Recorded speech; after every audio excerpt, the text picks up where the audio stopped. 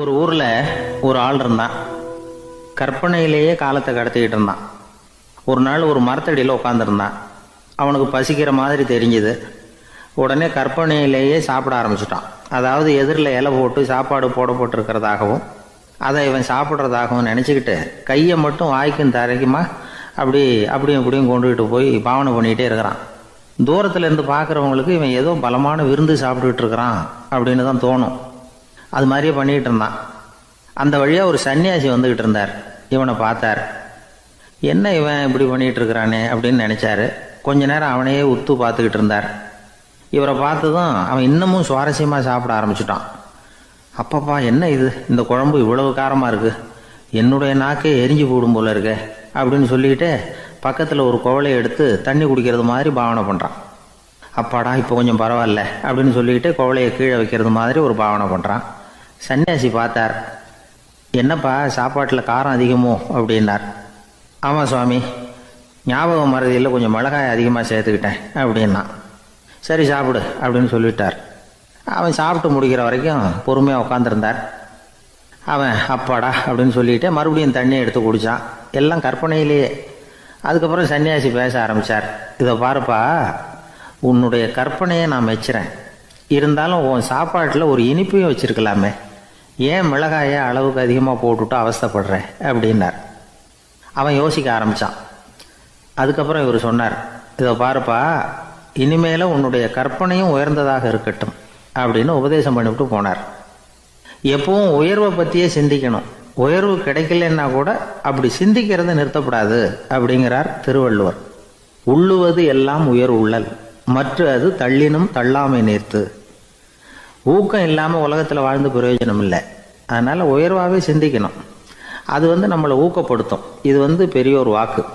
இந்த உலகத்தில் கற்பனையிலேயே வாழ்கிற சில கஞ்சர்களும் உண்டு. அதாவது 2 கஞ்சர்கள், 2 பேரும் பக்கத்து ஊரில் இருந்தாங்க. பொங்கல் சமயம் ஒரு கஞ்சன் தன்னுடைய மகனை கூப்பிட்டான். இதை பாருப்பா, பக்கத்து ஊரில் என்னுடைய நண்பன் ஒருத்தன் இருக்கிறான், அவனுக்கு பொங்கல் பரிசு ஏதாவது கொடுக்கணும். நான் ஒரு 4 ஆட்டுக்குட்டியை தரேன், நீ கொண்டுகிட்டு போய் கொடுத்துட்டு வந்து விடுறியா அப்படின்னு கேட்டான். சரி, நான் புள்ள ஒரு பைய கையில் எடுத்துக்கோன்னா. அவன் எடுத்துக்கிட்டான். இந்த ஆட்டுக்குட்டி பிடிச்சிக்கோ அப்படின்னு சொல்லி ஒவ்வொன்றா போடுறேன் பார் அப்படின்னு சொல்லிட்டு 1 2 3 4 அப்படின்னு எண்ணிக்கிட்டே வெறும் சைகையாலேயே ஆட்டுக்குட்டியை பிடிச்சி போடுறது மாதிரி பாவனை பண்ணிகிட்டு இருக்கிறான். அவன் பிள்ளையும் அதை ரொம்ப அக்கறையாக வாங்கிக்கிறது மாதிரி வாங்கிக்கிட்டு அந்த பையை தூக்கிக்கிட்டு அடுத்த ஊருக்கு போகிறான். இவன் அங்கே போய் சேர்ந்த நேரத்தில் அந்த கஞ்சன் ஊரில் இல்லை, எங்கேயோ வெளியில் போயிருக்கிறான். அவனோட புள்ள மட்டும்தான் வீட்டில் இருந்தான். இவன் அவன்கிட்ட, இதை பாரு, எங்கள் அப்பா உங்கள் அப்பாவுக்கு ஆட்டுக்குட்டி கொடுத்து அனுப்பியிருக்கிறாரு, பிடிச்சிக்கோ அப்படின்னு சொல்லி பாவனையிலேயே ஒவ்வொன்றா எடுத்து அவங்ககிட்ட கொடுத்துட்டான். அவனும் வாங்கிட்டான் வாங்கிறது மாதிரி. அப்புறம் சொன்னான், சரிப்பா, நானும் பதிலுக்கு ஏதாவது ஒன்றுகிட்ட கொடுக்கணும் இல்லையா, அதனால் அந்த பையை பிடி, ஒரு 10 எலுமிச்சம்பழம் தரேன், பதிலுக்கு அதை நீ எடுத்துகிட்டு போ அப்படின்னு சொல்லி கையாலேயே ஒவ்வொன்றா எடுத்து போடுறது மாதிரி பாவனை பண்ணிவிட்டான். அவனும் ரொம்ப நன்றி அப்படின்னு சொல்லிவிட்டு அதை வாங்கிட்டு போயிட்டான். கொஞ்ச நேரம் கழித்து வெளியில் போயிருந்த அப்பங்காரன் திரும்பி வந்தான். உள்ள சொன்னான், அப்பா, உன்னோட நண்பர் அவருடைய மகன் மூலமாக உனக்கு 6 ஆட்டுக்குட்டி கொடுத்து அனுப்பியிருந்தார், நானும் பதிலுக்கு ஒரு 10 எலுமிச்சம்பழம் கொடுத்து அனுப்பியிருக்கிறேன் அப்படின்னா. எப்படிடா கொடுத்தேன்னு கேட்டார் அப்பா. இப்படி தான் கொடுத்தேன்னு சொல்லி சைகையிலேயே காட்டினான். இதை பார்த்ததும் அப்பங்காரனுக்கு பயங்கரமாக கோவம் வந்துட்டுது. பலார்னு அரைஞ்சுட்டான் பையனை. ஏன்பா அரைஞ்ச, 10 எலுமிச்சம்பழம் கொடுத்துட்டேனே அப்படிங்கிறதுக்காகவா அப்படின்னு கேட்டான். அது கூட பரவாயில்ல, நீ காட்டுற சைகையை பார்த்தா ஆரஞ்சு பழம் சைஸுக்கு இருக்குதே, அவ்வளவு பெருசாக ஏன் கொடுத்த, அதுதான் எனக்கு கோபம் அப்படி. ஒரு ராஜா இருந்தார். அவருக்கு என்ன பொழுதுபோக்கு தெரியுமா, தன்னை சுற்றி இருக்கிறவங்க கிட்ட ஏடா கூடமா ஏதாவது கேள்வி கேட்க வேண்டியது, அவங்க பதில் சொல்ல தெரியாமல் முழிக்கிறாங்கல்ல, அதை பார்த்து ரசிக்க வேண்டியது. இப்படி ஒரு சுபாவம் அவருக்கு. ஒரு நாள் அவருடைய மந்திரி ஒருத்தர் அவர்கிட்ட மாட்டினார். அவரை கிட்டத்தில் கூப்பிட்டு, அமைச்சரே, எனக்கு ஒரு சந்தேகம்னார். என்னன்னார் அமைச்சர். கடவுள் இருக்கிறாரா அப்படின்னு ஒரு கேள்வி கேட்டாராம். ஆமா, இருக்கிறார் அப்படின்னாராம் அவரு. அவர் என்ன சர்வ வல்லமை படைச்சவரா அப்படின்னாராம். ஆமா அரசே, அவன் இல்லாம ஒரு அணுவும் அசையாது, இருந்த இடத்துல இருந்தே கண் சிமிட்டுகிற நேரத்துல ஏராளமான அற்புதங்களை நிகழ்த்த அவனன்றி யாரால் முடியும் அப்படின்னாராம் அமைச்சர். இந்த இடத்துலதான் எனக்கு இன்னொரு சந்தேகம்னாரா ராஜா. என்ன சொல்லுங்கன்னார். நீங்க சொல்றீங்க அவர் சர்வ வல்லமை படைச்சவர், இருந்த இடத்துல இருந்தே ஏராளமான அற்புதங்களை செய்யக்கூடியவர்னு. அப்படி இருக்கிறப்போ அவர் இருந்த இடத்துல இருந்தே ஒருத்தனுடைய கஷ்டத்தை தீர்த்து வச்சுள்ளாமே, மேஜிக் பண்றது மாதிரி. அதை விட்டுட்டு பக்தன் கூப்பிட்டா உடனே ஒரு வாகனத்து மேல ஏறி ஏன் இங்க ஓடி வரணும்? அப்படி வர்றதாக புராணம்லாம் சொல்லுதே. அவருக்கு இருக்கிற சக்திக்கு அவர் உட்கார்ந்த இடத்துல இருந்தே ஒரு விரலை அசைச்சா இங்க பக்தனுக்கு கிடைக்க வேண்டியதெல்லாம் கிடைச்சுடாதா அப்படின்னாராம். அமைச்சர் யோசனை பண்ணி பார்த்திருக்கார். அப்புறம் சொன்னாராம், மன்னா இந்த கேள்விக்கான பதில சமயம் வர்றப்போ உங்களுக்கு சொல்றேன் அப்படின்னு சொல்லிவிட்டு அப்போதைக்கு அவர்கிட்ட இருந்து தப்பிச்சார். கொஞ்ச காலம் கழிச்சு ஒரு நாள் ராஜா உல்லாச பயணம் புறப்பட்டார். அவருடைய குடும்பம், உறவினர்கள் எல்லாரும் சேர்ந்து போனாங்க. ஒரு பெரிய படகுல ஏறி ஒரு நதியை கடந்து போயிட்டு இருக்கிறாங்க. அந்த படகோட ஒரு முனையில ராஜா உட்கார்ந்து நதியோட அழகை ரசிச்சுக்கிட்டு இருக்கிறார். இன்னொரு முனையில அமைச்சர் இளவரசனுக்கு ஏதோ வேடிக்கை காட்டிக்கிட்டு இருக்கிறார். அந்த படகு நடு ஆத்துல போயிட்டு இருக்குது. அப்போ தொப்புன்னு ஒரு பெரிய சத்தம். அரசே, நம்ம இளவரசர் ஆத்துல விழுந்துட்டார் அப்படின்னு அலறினார் அமைச்சர். அவ்வளவுதான். உடனே ராஜா குபீர்னு ஆத்துல பாஞ்சார். மகனை தேட ஆரம்பிச்சுட்டார். அங்கேயும் இங்கேயும் கொஞ்ச நேரம் அல்லாடினாரு. மகனை காணல. அதுக்கப்புறம் மந்திரியும் ஆத்துல குதிச்சு ராஜா கிட்ட வந்தார். அரசே, இளவரசர் படகுல பத்திரமா தான் இருக்கிறார். தண்ணியில விழுந்தது வெறும் கல்லு தான் அப்படின்னார். 2 பேரும் ஈர உடையோட படகுக்கு சேர்ந்தாங்க. ராஜா மந்திரிய கோபமா பார்த்தார். இது என்ன விளையாட்டுன்னார். அரசே, கொஞ்ச நாளைக்கு முன்னாடி நீங்க கேள்விக்கு பதில் ஒண்ணு கேட்டீங்க. அந்த கேள்விக்கான பதில நீங்க அனுபவ ரீதியா உணரணும்னு ஆசைப்பட்டேன். அதனாலதான் இப்படின்னார். அப்புறம் விளக்கம் கொடுத்தார். அரசே, ஒரு பக்தனுக்கு கஷ்டம்னா இருந்த இடத்துல இருந்து அதை தீர்த்து வைக்கலாமே கடவுள், ஏன் நேர்ல ஓடி வரணும் அப்படின்னு கேட்டீங்க. இப்ப நடந்தது என்ன? இளவரசர் தண்ணியில விழுந்துட்டாருன்னதும் நீங்க ஒன்னு சொல்லி ஒரு விரலை காட்டினா போதும், உடனே தண்ணியில குதிக்கிறதுக்கு ஏராளமான காவலர்கள் இங்க இருக்கிறாங்க. ஆனா நீங்க என்ன செஞ்சீங்க? இளவரசர் விழுந்துட்டாருன்னதும் அவர் எந்த பக்கம் எந்த திசையில விழுந்தாருன்னு கூட கேட்காம உடனே தண்ணியில குதிச்சிங்க. அப்படி உங்களை குதிக்க வச்சது எது? மகன் மேல உள்ள பாசம், அன்பு. அது மாதிரிதான் கடவுளும் ஓடி வர்றார் அப்படின்னார். அதுக்கப்புறம் அந்த ராஜா ஏட கூடமா எதுவும் கேள்வி கேட்கறதே இல்லையா, அந்த பழக்கத்தை விட்டுட்டாராம். அதனால இந்த தகவலை கேட்டு உடனே நீங்களும் கடவுளே கொஞ்சம் இப்படி வந்துட்டு போ அப்படின்னு கூப்பிட்டு அவர் வர்றாரா அப்படின்னு ஆகாயத்தை பார்த்துக்கிட்டு நிக்க கூடாது. இந்த கதையோட கருத்து என்னன்னா, அன்பிற்கும் உண்டோ அடைக்கும் தாழ் அப்படிங்கிறது தான். அன்பு வலிமையானது அப்படிங்கறத புரிஞ்சுக்கிட்டா போதும். உங்களுக்கு ஒரு கல்யாண பத்திரிக்கை வருது, அதுக்கு நீங்க வாழ்த்து செய்தி அனுப்புறதுக்கும் நேர்ல போறதுக்கும் வித்தியாசம் இருக்குது இல்ல. அன்னைக்கு ஒருத்தன் அப்படிதான் வந்தான். கையில ஒரு கல்யாண பத்திரிக்கை வச்சிருந்தான். சார், இந்த கல்யாணம் கல்கத்தாவில் நடக்குது, ரொம்ப தூரம் தான், இருந்தாலும் நான் நேர்ல போய் கலந்துக்க போறேன்னா. மாப்பிள்ளை அவ்வளவு நெருக்கமானவரான்னு. இல்ல சார், மாப்பிள்ளையே நான் தான் அப்படிங்கிறான். எல்லாமே நாற்காலிக்கு ஆசைப்படாதவர்கள் அப்படின்னு சொல்லிட முடியாது. ஏன்னா நிறைய பேர் நாற்காலிக்கு ஆசைப்படுறவங்கள நாம் பார்க்குறோம். உட்கார்றதுக்கு ஒரு நாற்காலி கிடைச்சிடாதா? அதோட ஒரு கால் உடஞ்சி முக்காலியாக இருந்தாலும் பரவாயில்ல, ஒரு மாதிரியாக அனுசரித்து உட்காந்துக்கலாம் அப்படின்னு அலையிறவங்க எத்தனை பேர்? இந்த காலத்தில் மட்டும்தான் அப்படின்னு இல்லை, அந்த காலத்துலேயும் இதே மாதிரி ஆசைகள் சபலங்கள் இருந்திருக்கும் போல இருக்கு. பரமசிவன் வசிஷ்டருக்கு ஒரு விசேஷமான ஆசனத்தை கொடுத்துருந்தாராம். சரி, அப்படி என்ன அதில் விசேஷம்னா, வசிஷ்டர் ஒரு குறிப்பிட்ட இடத்துக்கு போகணும்னு நினச்சி புறப்படுறாருன்னு வச்சுக்கோங்க. அவருக்கு முன்னாடியே இந்த ஆசனம் புறப்பட்டுரும். போய் ஒரு வசதியான இடமா பார்த்து இருந்துக்கும். வசிஷ்டர் போவார். அங்கே போனதும் எங்கே உட்காரலாம்ங்கிற இட பிரச்சனையெல்லாம் அவருக்கு ஏற்படுறதில்ல. அதுதான் இவருடைய இருக்கை அங்கே முன்னாடியே போய் காத்துக்கிட்டு இருக்குதே. நேராக போவார், அதில் உட்காந்துக்குவார். மற்ற முனிவர்கள்லாம் இதை பார்த்தாங்க. அவங்களுக்கு பொறாமையாக இருந்துதான். எல்லாரும் ஒரு இடத்துல கூடி இதை பற்றி பேசியிருக்கிறாங்க. என்ன இது, நாமளும் அவரை மாதிரி தானே இருக்கிறோம், இருந்தாலும் நமக்கும் அது மாதிரி ஒரு ஆசனம் கிடைக்கலையே அப்படின்னு யோசனை பண்ணியிருக்காங்க. சரி, நேராக பரமசிவன்கிட்டே போவோம், இதை பற்றி கேட்போம் அப்படின்னு நினச்சிக்கிட்டு போனாங்களாம். பரமசிவனை பார்த்துருக்குறாங்க. ஐயா, நாங்களும் முனிவர்கள் தானே, வசிஷ்டர் பண்ணுறது மாதிரி நாங்களும் உங்களை குறித்து கடும் தவம் பண்ணிக்கிட்டு தானே இருக்கிறோம். அப்படி இருக்கும் பொழுது அவருக்கு மட்டும் ஏன் இந்த விசேஷ சலுகை அப்படின்னு கேட்டிருக்காங்க.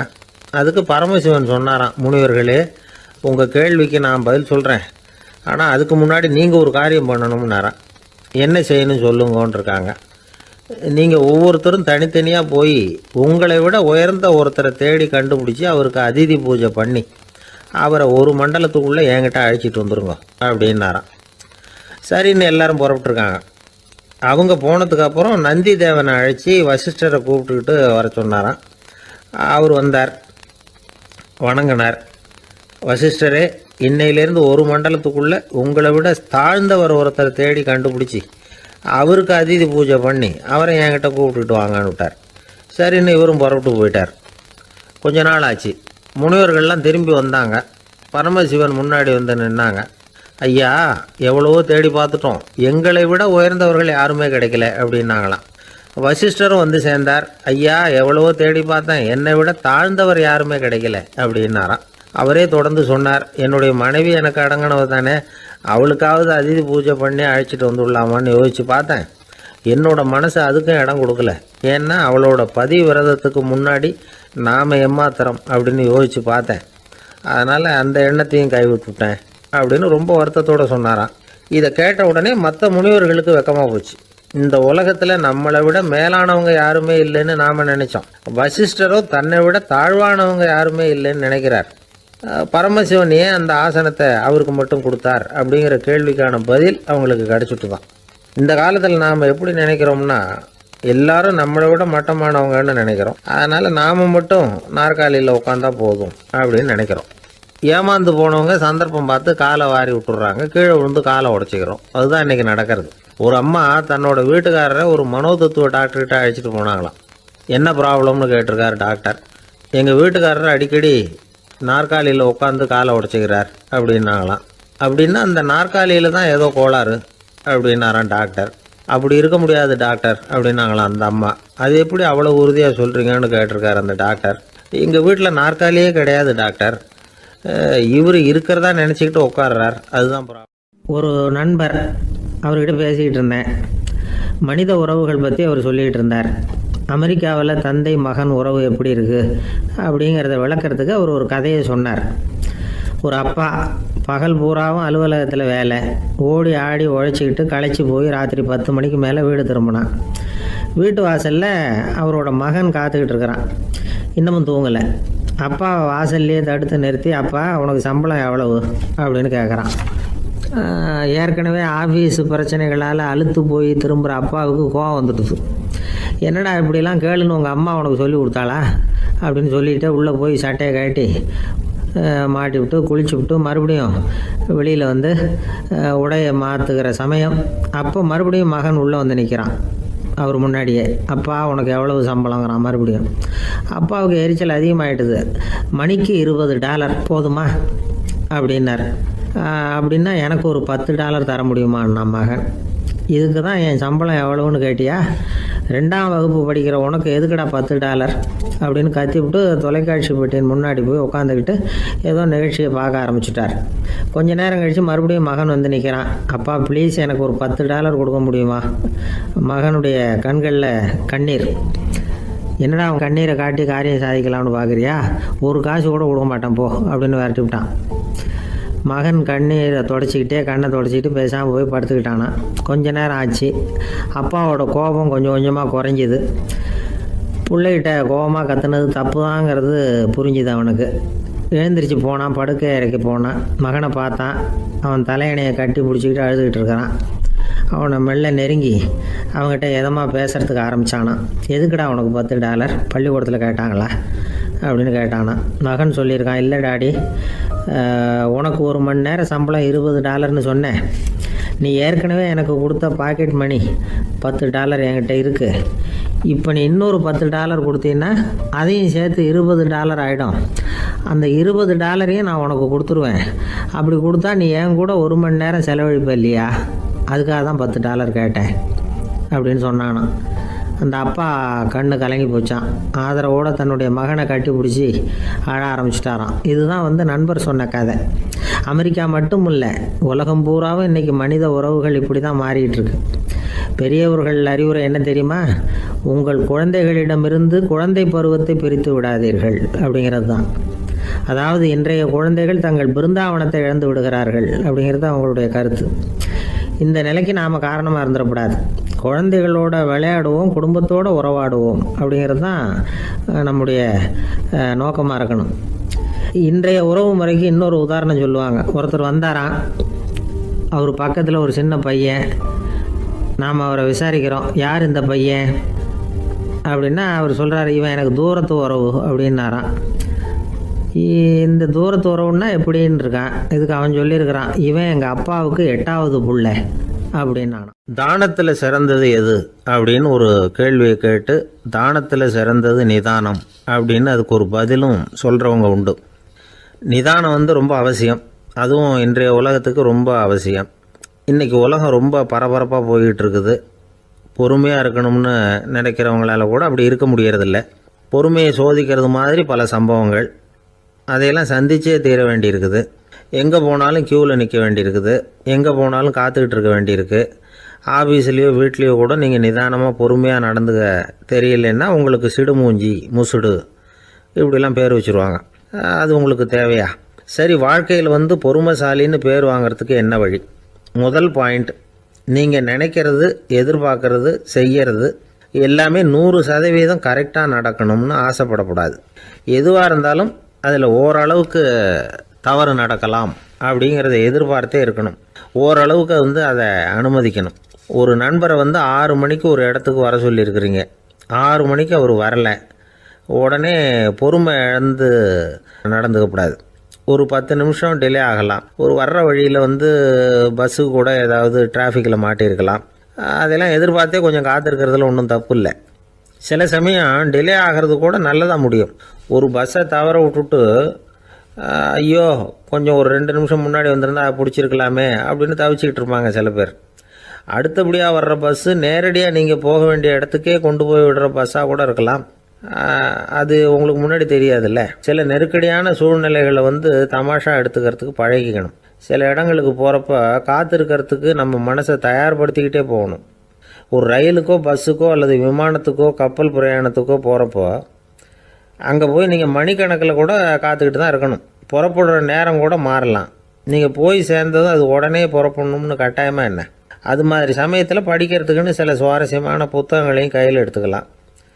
உங்களை சுற்றி எவ்வளவோ சுவாரஸ்யமான சம்பவங்கள் நடந்துக்கிட்டு இருக்குதுல்ல, அதையெல்லாம் வேடிக்கை பாருங்கள்.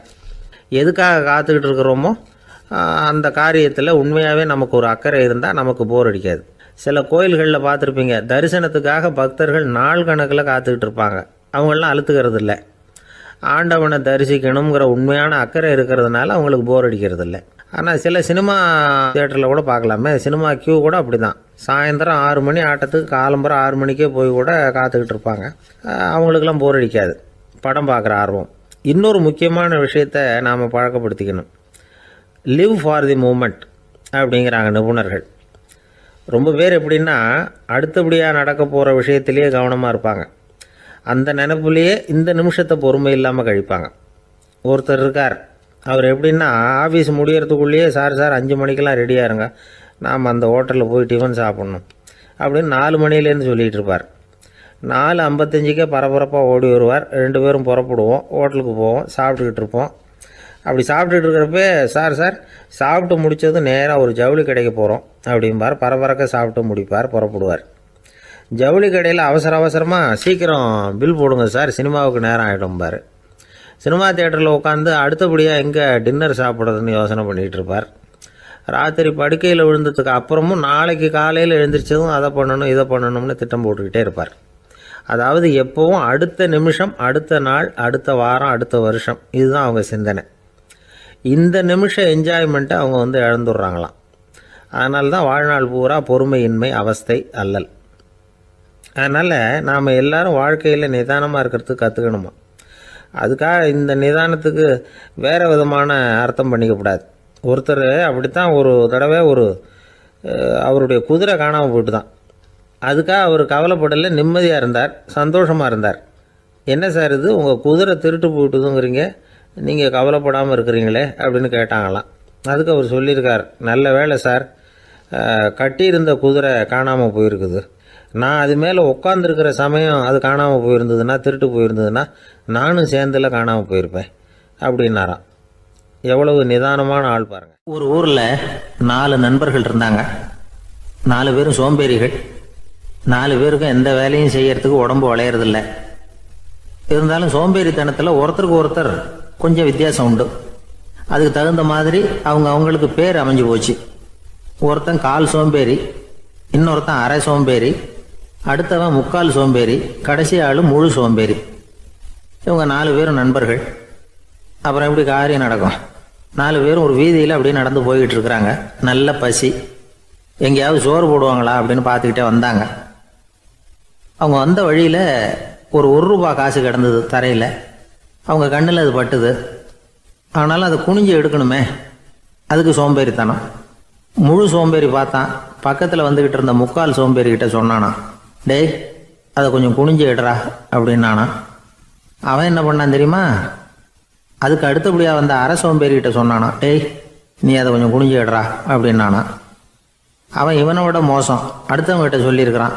அவனும் குனியறதுக்கு தயாராக இல்லை. ஆக கூடி கடைசியில் யாருமே காசை எடுக்கலை. என்னத்துக்கு அனாவசியமாக உடம்ப வளைச்சிக்கணும் அப்படின்னு எல்லாரும் பேசாமல் வந்துட்டாங்க. அவங்க பாட்டுக்கு நடந்து வந்துக்கிட்டே இருக்கிறாங்க. எதிரில் ஒருத்தன் வாழைப்பழத்தை வண்டியில் வச்சு தள்ளிகிட்டே வந்தான். ரூபாய்க்கு 4 பழம்னு கூவி விற்றுக்கிட்டே வர்றான். இப்போ அந்த முழு சோம்பேறி சொன்னானா, டேய் வழியில் கிடந்ததை ரூபா, அதையாவது எடுத்துக்கிட்டு வந்திருந்தா இப்போ இந்த பழத்தை வாங்கி ஆளுக்கு ஒன்று சாப்பிட்லாமே அப்படின்னானா. ஆமாம் சாப்பிட்ருக்கலாமே அப்படின்னாங்களாம் மற்றவங்களும். ஆனாலும் திரும்பி போய் அதை எடுக்கணும்னு யாருக்கும் தோணலை. பேசாமல் சோர்ந்து போய் நடந்து வந்தாங்களாம். இருட்டி போச்சு. வழியில் ஒரு கோவில். சரி இங்கேயே படுத்து தூங்குவோம் அப்படின்னா ஒருத்தன். அதுதான் சரின்னாங்க மற்றவங்களும். அப்படியே மண்டபத்தில் படுத்துட்டாங்க. கோவில் அர்ச்சகர் வேலையெல்லாம் முடிச்சு விட்டு வெளியில் வந்திருக்காரு. இவங்கள பார்த்தாராம். ஏன் இப்படி சோர்ந்து போய் கிடக்குறீங்க அப்படின்னு விசாரிச்சிருக்காரு. 2 நாளாச்சுங்க நாங்கள் சாப்பிட்டு அப்படின்னாங்களாம். அவர் உடனே ஐயோ பாவம் அப்படின்னு சொல்லி பானை, விறகு, அரிசி, தண்ணி எல்லாம் கொடுத்து நீங்களே சமையல் பண்ணி சாப்பிட்டுக்குங்க அப்படின்னு சொல்லிவிட்டு போயிட்டார்.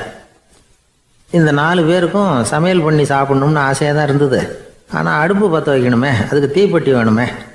தீப்பெட்டி இல்லை. இப்போ முழு சோம்பேறி ஆரம்பித்தான். அடுத்தவனை பார்த்து, டேய் கடைக்கு போய் ஒரு தீப்பெட்டி வாங்கிட்டு வாயேன் அப்படின்னு நானா. அவன் வழக்கம் போல் அடுத்தவங்ககிட்ட சொல்லியிருக்கான். அவன் அதுக்கு அடுத்தவங்ககிட்ட சொல்லியிருக்கிறான். கடைசியாக கால் சோம்பேறிக்கிட்ட வந்து சேர்ந்தது. அவனும் அது நம்மால் முடியாது அப்படின்னு பேசாமல் இருந்துட்டான். இப்போ தீப்பெட்டி வேணுமே, அதுக்கு என்ன பண்ணுறது?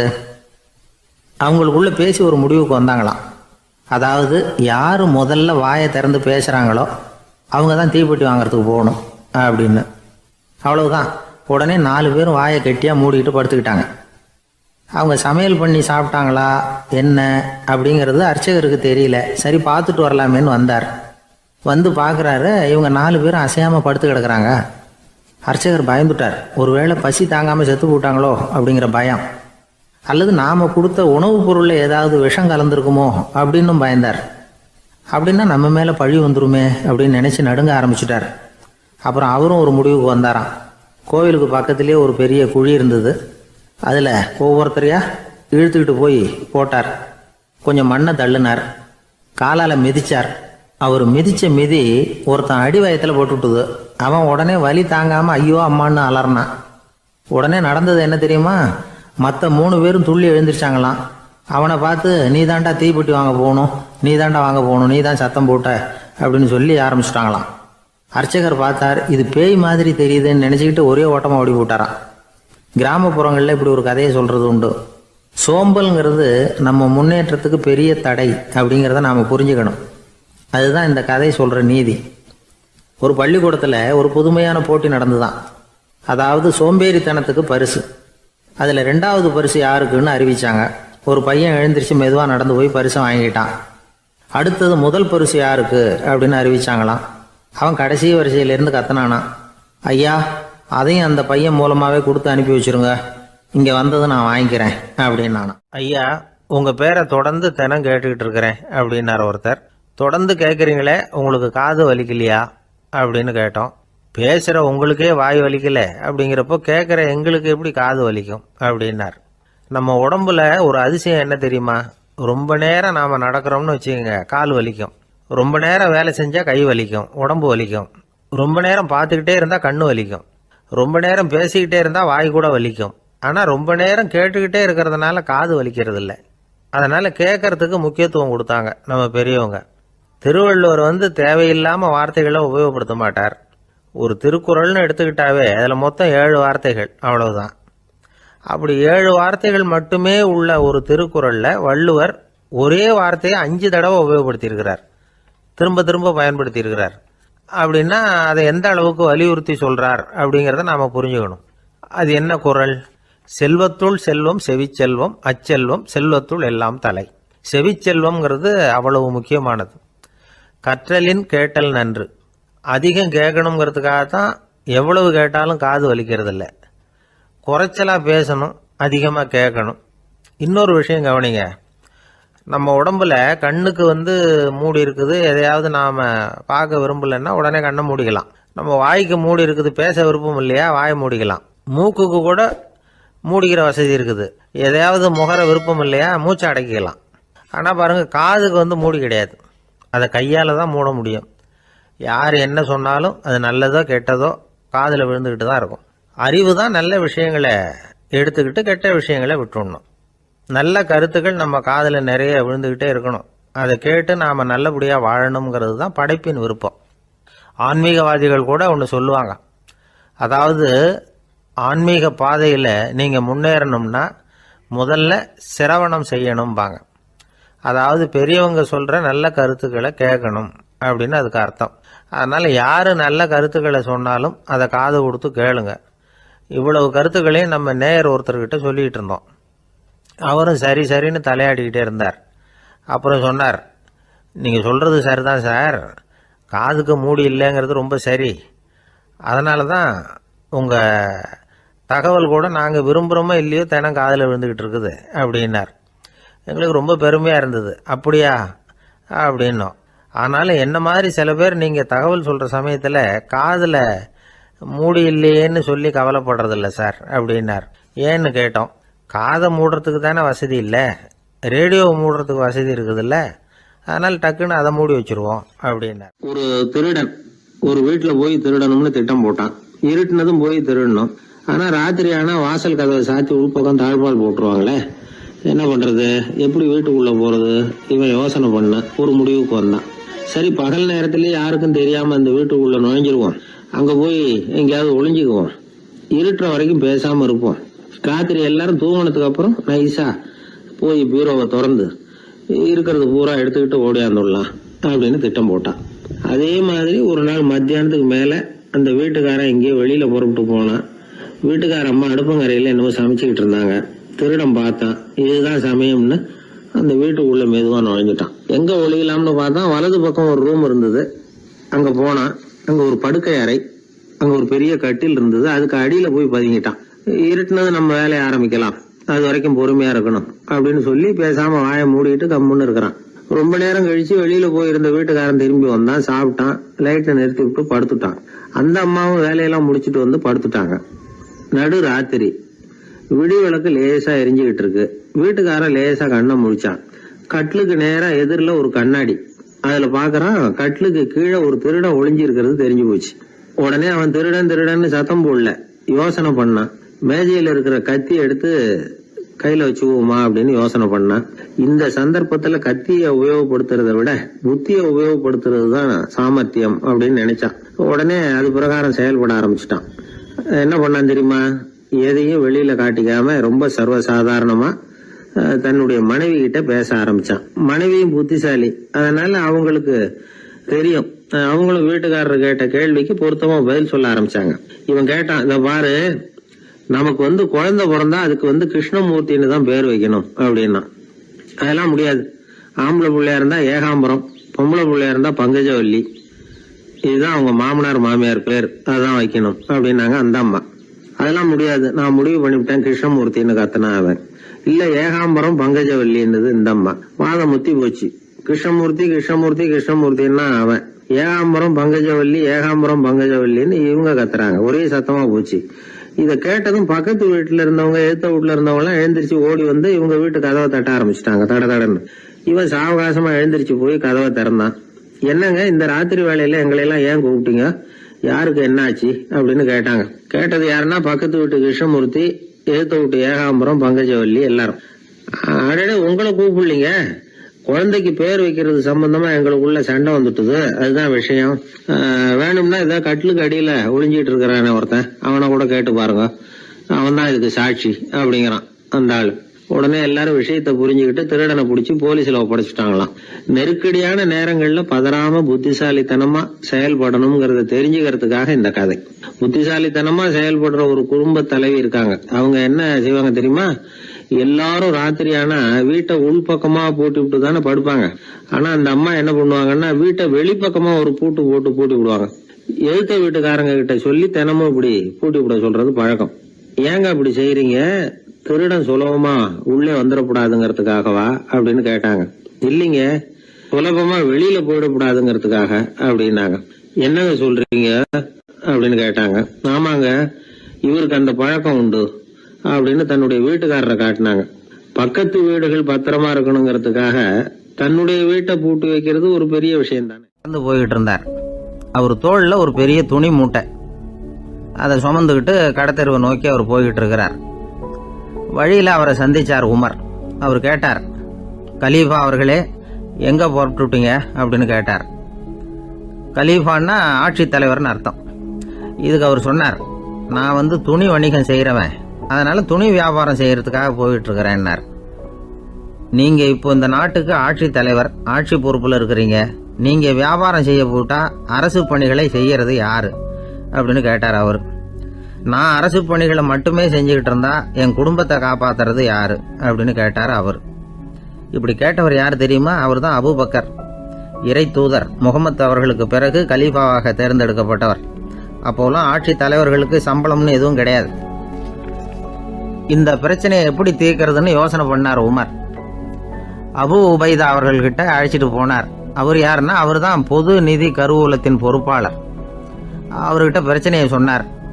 இது மாதிரி ஆட்சி தலைவருக்கு பொது நிதியிலிருந்து ஊதியம் அளிக்க முடியுமான்னு கேட்டார்.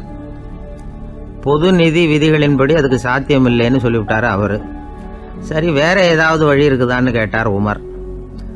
அபு உபைதா கொஞ்சம் யோசனை பண்ணி பார்த்தார். அப்புறமா சொன்னார், மக்காவிலிருந்து மதீனாவுக்கு குடிபெயர்ந்து வந்த அகதிகளுக்கு நிதி உதவி அளிக்கிறதுக்கு விதிகளில் இடம் இருக்கு.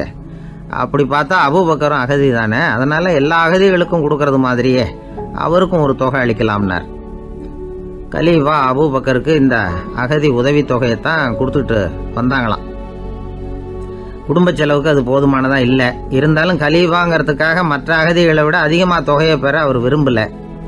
மார்பு பக்கம் கிழிஞ்சிருந்த ஒரு மேலாடையை தான் அவர் அணிஞ்சிருந்தார். அவருடைய துணைவியார் அஸ்மா, அவங்க ஒரு நாள் தேன் அருந்த ஆசையா இருக்குன்னாங்களாம். நமக்கு கிடைக்கிற ஊதியம் குடும்ப செலவுக்கே போதுமானதா இல்லையே, இந்த நிலையில தேன் வாங்கறதுக்கு காசுக்கு நான் எங்க போவேன் இருக்காரு அவரு. கொஞ்ச நாள் கழிச்சு அவங்க ஒரு தொகையை அவர்கிட்ட கொடுத்து தேன் வாங்கிட்டு வர சொன்னாங்களாம். இவருக்கு ஆச்சரியம், ஏது இந்த பணம்னு கேட்டிருக்காரு. நீங்க தினமும் குடும்ப செலவுக்காக கொடுத்துக்கிட்டு வந்த பணத்துல கொஞ்சம் கொஞ்சமா மிச்சப்படுத்தி வச்சேன்னாங்களாம். அபூபக்கர் அந்த பணத்தை எடுத்துக்கிட்டு நேரா பொது நிதி கருவூல பொறுப்பாளர்கிட்ட போனார். இந்த பணத்தை பொது நிதியில சேர்த்துருங்க, இது அதிகப்படியா எனக்கு தரப்பட்டு வந்த ஊதியம், அடுத்த மாசத்துல இருந்து இந்த தொகையை குறைச்சிங்கன்னு வேற சொல்லிவிட்டாராம். பசியை தணிக்க தேவையான அளவு உணவு, ஒரு ஜோடி உடை, இதை தவிர கூடுதலா மக்கள் பொது நிதியிலிருந்து வாங்கிக்கிறதுக்கு என் குடும்பத்தாருக்கு உரிமை இல்லை அப்படின்னு சொல்லி கண்டிப்பா சொல்லிவிட்டாராம். அவர் வாங்கிட்டு வந்த இந்த குறைந்த ஊதியம் கூட அவர் மனசை உறுத்திக்கிட்டே இருந்தது. கடைசி நேரம் அவர் தம்முடைய மகள் ஆயிஷா அவர்களை அழைச்சார். மகளே, இதுவரைக்கும் பொது நிதியிலிருந்து நான் வாங்கிட்டு வந்த தொகை என்னுடைய இதயத்துல பாரமா அழுத்திக்கிட்டு இருக்கு. என் தோட்டத்தை வித்து அதுல வர்ற பணத்திலிருந்து நான் இதுவரைக்கும் வாங்கிட்டு வந்த ஊதிய தொகையை கணக்கு போட்டு பொது நிதியில சேர்த்துடு அப்படின்னாராம். பதவி ஏற்கிறதுக்கு முன்னாடி தன்கிட்ட இருந்ததை விட இப்ப கூடுதலா என்ன சொத்து இருக்குன்னு பார்த்திருக்கார். ஒரு ஒட்டகம், ஒரு கோப்பை, ஒரு பணியாள். இதையும் அடுத்தபடியா கலீஃபாவா வர்றவர்கிட்ட ஒப்படைச்சிருங்க அப்படின்னு விட்டாராம். அதே மாதிரி அடுத்து வந்த உமர்கிட்ட ஒப்படைச்சாங்க. அப்போ உமர் சொன்னாராம், அபூபக்கரே, இந்த முன்மாதிரியால உங்களுக்கு பிறகு இந்த ஆட்சி பொறுப்பை ஏற்கிறவர்களை பெரும் நெருக்கடிக்கு ஆளாகி விட்டீங்க. அப்படின்னு சொல்லி ரொம்ப கண் கலங்கினாராம். கடைசியாக அபூபக்கர் தன்னுடைய குடும்பத்தாருக்கு விட்டு சென்ற சொத்து ஒரு படுக்கை விரிப்பு, ஒரு போர்வை, அவ்வளவுதான். இது சிந்திக்க வேண்டிய ஒரு செய்தி. ஒரு ஊரில் ஒரு மன்னர் இருந்தாராம். அமைச்சர் அவர்கிட்ட சொன்னாராம், மன்னா, நம்ம ராஜ்யத்தில் இனிமே லஞ்ச ஊழலே இருக்காதுன்னாராம். ஆஹா, அப்படின்னா ஊழல் பேர் வழிகளையெல்லாம் நாடு கடத்தியாச்சா அப்படின்னு கேட்டிருக்காரு மன்னர். இதுக்கு அவரு, அப்படி இல்லைங்க, இனிமே கொடுக்கறதுக்கு ஜனங்கள்கிட்ட பணமே இல்லை அப்படின்னாராம். ஒரு ஊரில் ஒரு பெரிய ஞானி இருந்தார். அவர் படுக்கையில் இருந்தார். இன்னும் கொஞ்ச நேரம்தான் அவர் இந்த உலகத்தில் இருக்க போகிறார். அவரை சுற்றி ஏகப்பட்ட கூட்டம். ஏற்கனவே அவருடைய உபதேசங்களை கேட்டவங்க பல பேர் அவரை சுற்றி நிற்கிறாங்க. அந்த ஞானி மெதுவாக கண்ணை திறந்து பார்க்குறார். எல்லாரும் அவருடைய கடைசி வார்த்தையை கேட்கறதுக்காக அவளோட காத்துக்கிட்டு இருக்கிறாங்க. அந்த ஞானி மெதுவாக பேச ஆரம்பித்தார். நான் என்னுடைய வாழ்நாள் பூராவும் உங்களுக்கு நிறைய போதனைகள் சொல்லிக்கிட்டு இருக்கிறேன். பேரானந்தம், மகிழ்ச்சி, தியானத்தன்மை, இதை பற்றியெல்லாம் சொல்லியிருக்கிறேன். இப்போ நான் வேற ஒரு கரைக்கு போய்கிட்டு இருக்கிறேன். நான் இனிமேல் இந்த கரையில் இருக்க மாட்டேன். நீங்கள் நான் சொன்னதையெல்லாம் கேட்டீங்க, ஆனால் எதையும் நீங்கள் நடைமுறைப்படுத்தி பார்க்கல. எல்லாம் கேட்டதோடு சரி, அதோடு விட்டுவிட்டீங்க. அப்புறம் அதை தள்ளி போட்டுக்கிட்டே வந்துட்டீங்க. மேலும் அதை தள்ளி போடுறதுல எந்த பிரயோஜனமும் கிடையாது. இப்போ நான் போய்கிட்டு இருக்கிறேன். உங்களில் யாராவது என்னோட வர்றதுக்கு தயாரா அப்படின்னு கேட்டார். அவ்வளவுதான். யாரும் வாயை திறக்கல. ஒரே மௌனம், சத்தமே இல்லை.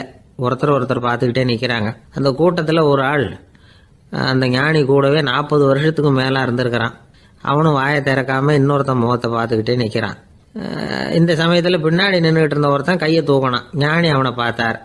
சரி, ஒருத்தனுக்காவது நம்மோட வர்றதுக்கு தைரியம் இருக்குது அப்படின்னு நினைச்சார். ஆனால் அந்த ஆள் என்ன சொன்னான் தெரியுமா? ஐயா, நீங்கள் கேட்குறப்போ நான் உடனே எழுந்திருக்கல, கையை மட்டும்தான் தூக்கினேன். என்ன காரணம்னா, நான் எப்படி அடுத்த கரைக்கு சேர்றதுங்கிறது தெரிஞ்சுக்கிறதுக்காக தான். அந்த விவரத்தை மட்டும் இப்போ உங்ககிட்ட இருந்து நான் தெரிஞ்சுக்க ஆசைப்படுறேன். ஏன்னா இப்போ நான் உங்கள் கூட வர்றதுக்கு தயாராக இல்லை. எவ்வளவோ காரியங்களை நான் இன்னும் இங்கே முடிக்க வேண்டியிருக்குது. வீட்டுக்கு ஒரு விருந்தினர் வந்திருக்கிறார். என்னுடைய இளைய மகனுக்கு கல்யாணம் பண்ணி வைக்கணும். அதனால் இன்னைக்கு உங்கள் கூட வர முடியாது. அது மட்டும் இல்லை, இப்போ உங்கள் கூட அடுத்த கரைக்கு வந்தால் திரும்பி வர முடியாதுன்னு வேற சொல்கிறீங்க. அதனால் இப்போ நான் வரல. இன்னொரு நாள் நிச்சயமாக நான் வர்றேங்க, உங்களை சந்திக்கிறேன். அதனால் இப்போ நீங்கள் இன்னொரு தடவை எங்களுக்கு விளக்கமாக சொல்லணும். ஏற்கனவே பல தடவை சொல்லியிருக்கிறீங்க. தயவு பண்ணி இப்போ ஒரு தடவை சொன்னீங்கன்னா சௌகரியமாக இருக்கும். அந்த அடுத்த கரையை அடையிறது எப்படி, இப்போ ஒரு தடவை அதை விளக்கமாக சொல்லிட்டீங்கன்னா நல்லா ஞாபகப்படுத்திக்குவேன். அது சரியான சமயம் வர்றப்போ இது எனக்கு உதவியாக இருக்கும் அப்படின்னு நானா. ஆனால் உண்மை என்ன தெரியுமா? அந்த சரியான சமயம் வரவே இல்லை அப்படிங்கிறது தான் உண்மை. இப்படி அந்த கதை முடியும். இந்த கதை அந்த ஒரு ஆளுக்கு மட்டும் இல்லை, கிட்டத்தட்ட எல்லாருக்குமே அது பொருந்தும் அப்படிங்கிறாங்க விவரம் தெரிஞ்சவங்க. எல்லாருமே அந்த சரியான தருணத்துக்காக தான் காத்துக்கிட்டு இருக்கிறாங்களாம். அதுக்காக ஜோசியம் பார்க்குறாங்க, கைரேகை பார்க்குறாங்க, நாளைக்கு என்ன நடக்குங்கிற ஆவலில் எல்லாரும் காத்துக்கிட்டு இருக்கிறாங்க.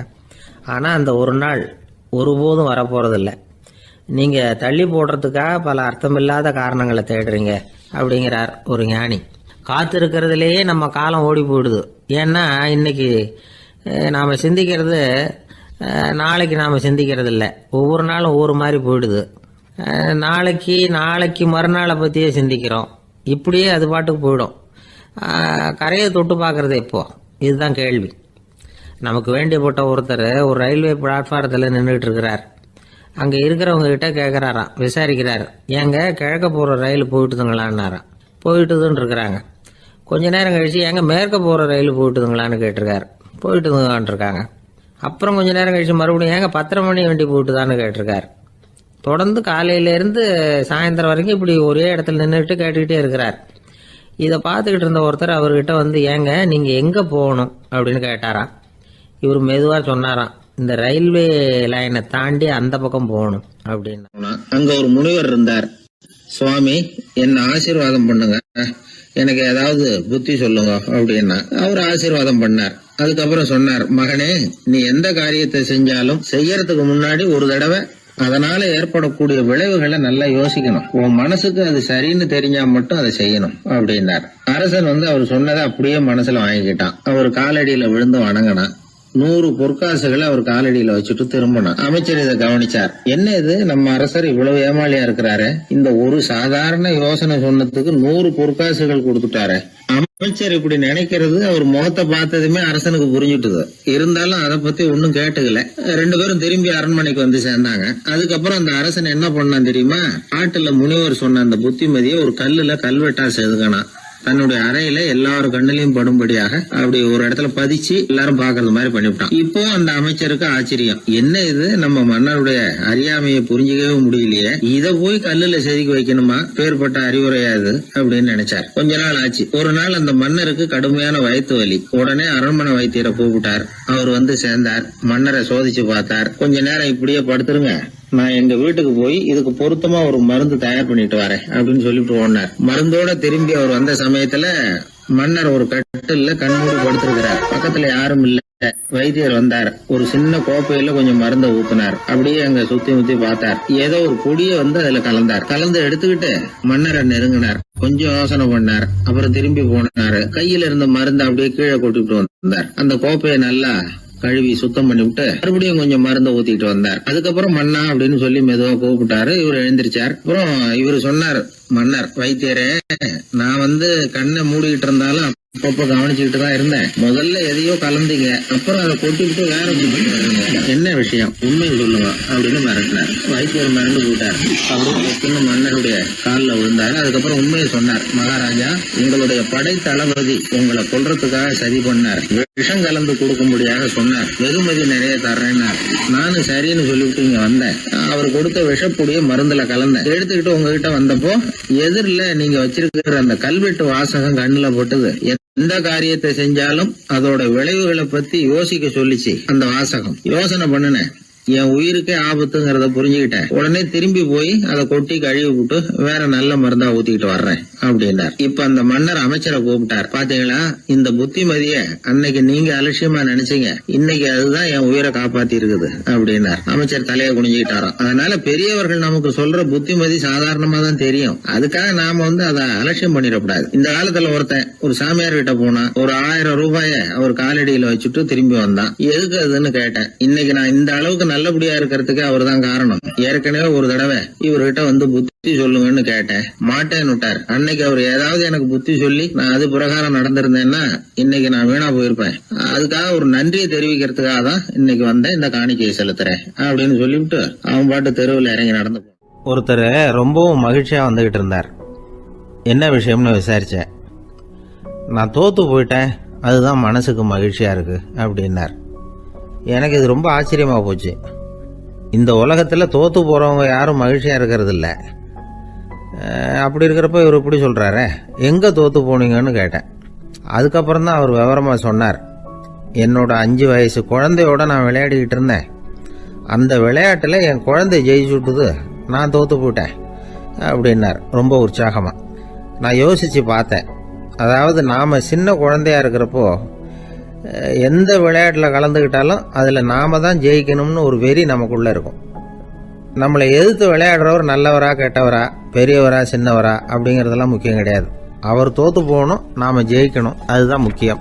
எதிரியை சந்தோஷப்படுத்த விளையாடுகிற கலை அப்ப நமக்கு தெரியறதில்ல.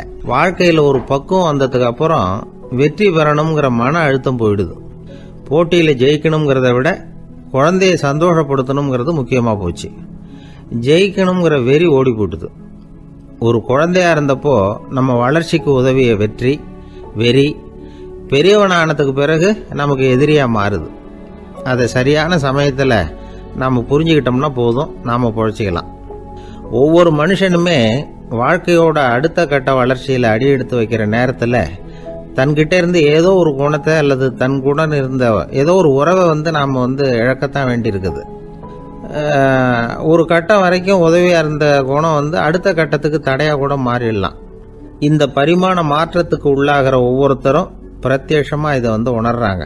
ஆனா பல பேர் எப்படின்னா பழசை திறந்துட்டு புதிய கொள்கைகளை உருவாக்கிக்கிறதுக்கு இஷ்டம் இல்லாம இருந்துடுறாங்க, அல்லது அப்படி செய்ய முடியாம தவிக்கிறாங்க. இதையெல்லாம் மீறி அந்த பழசை திறந்துட்டா அதை இழந்ததால உண்டாகிற மன அழுத்தம் சில காலத்துக்கு வருத்திக்கிட்டு தான் இருக்கும், வேற வழி இல்லை. ஆரோக்கியமான ஒரு முன்னேற்றத்துக்காக அந்த மன அழுத்தத்தை தாங்கிக்கத்தான் வேணும்.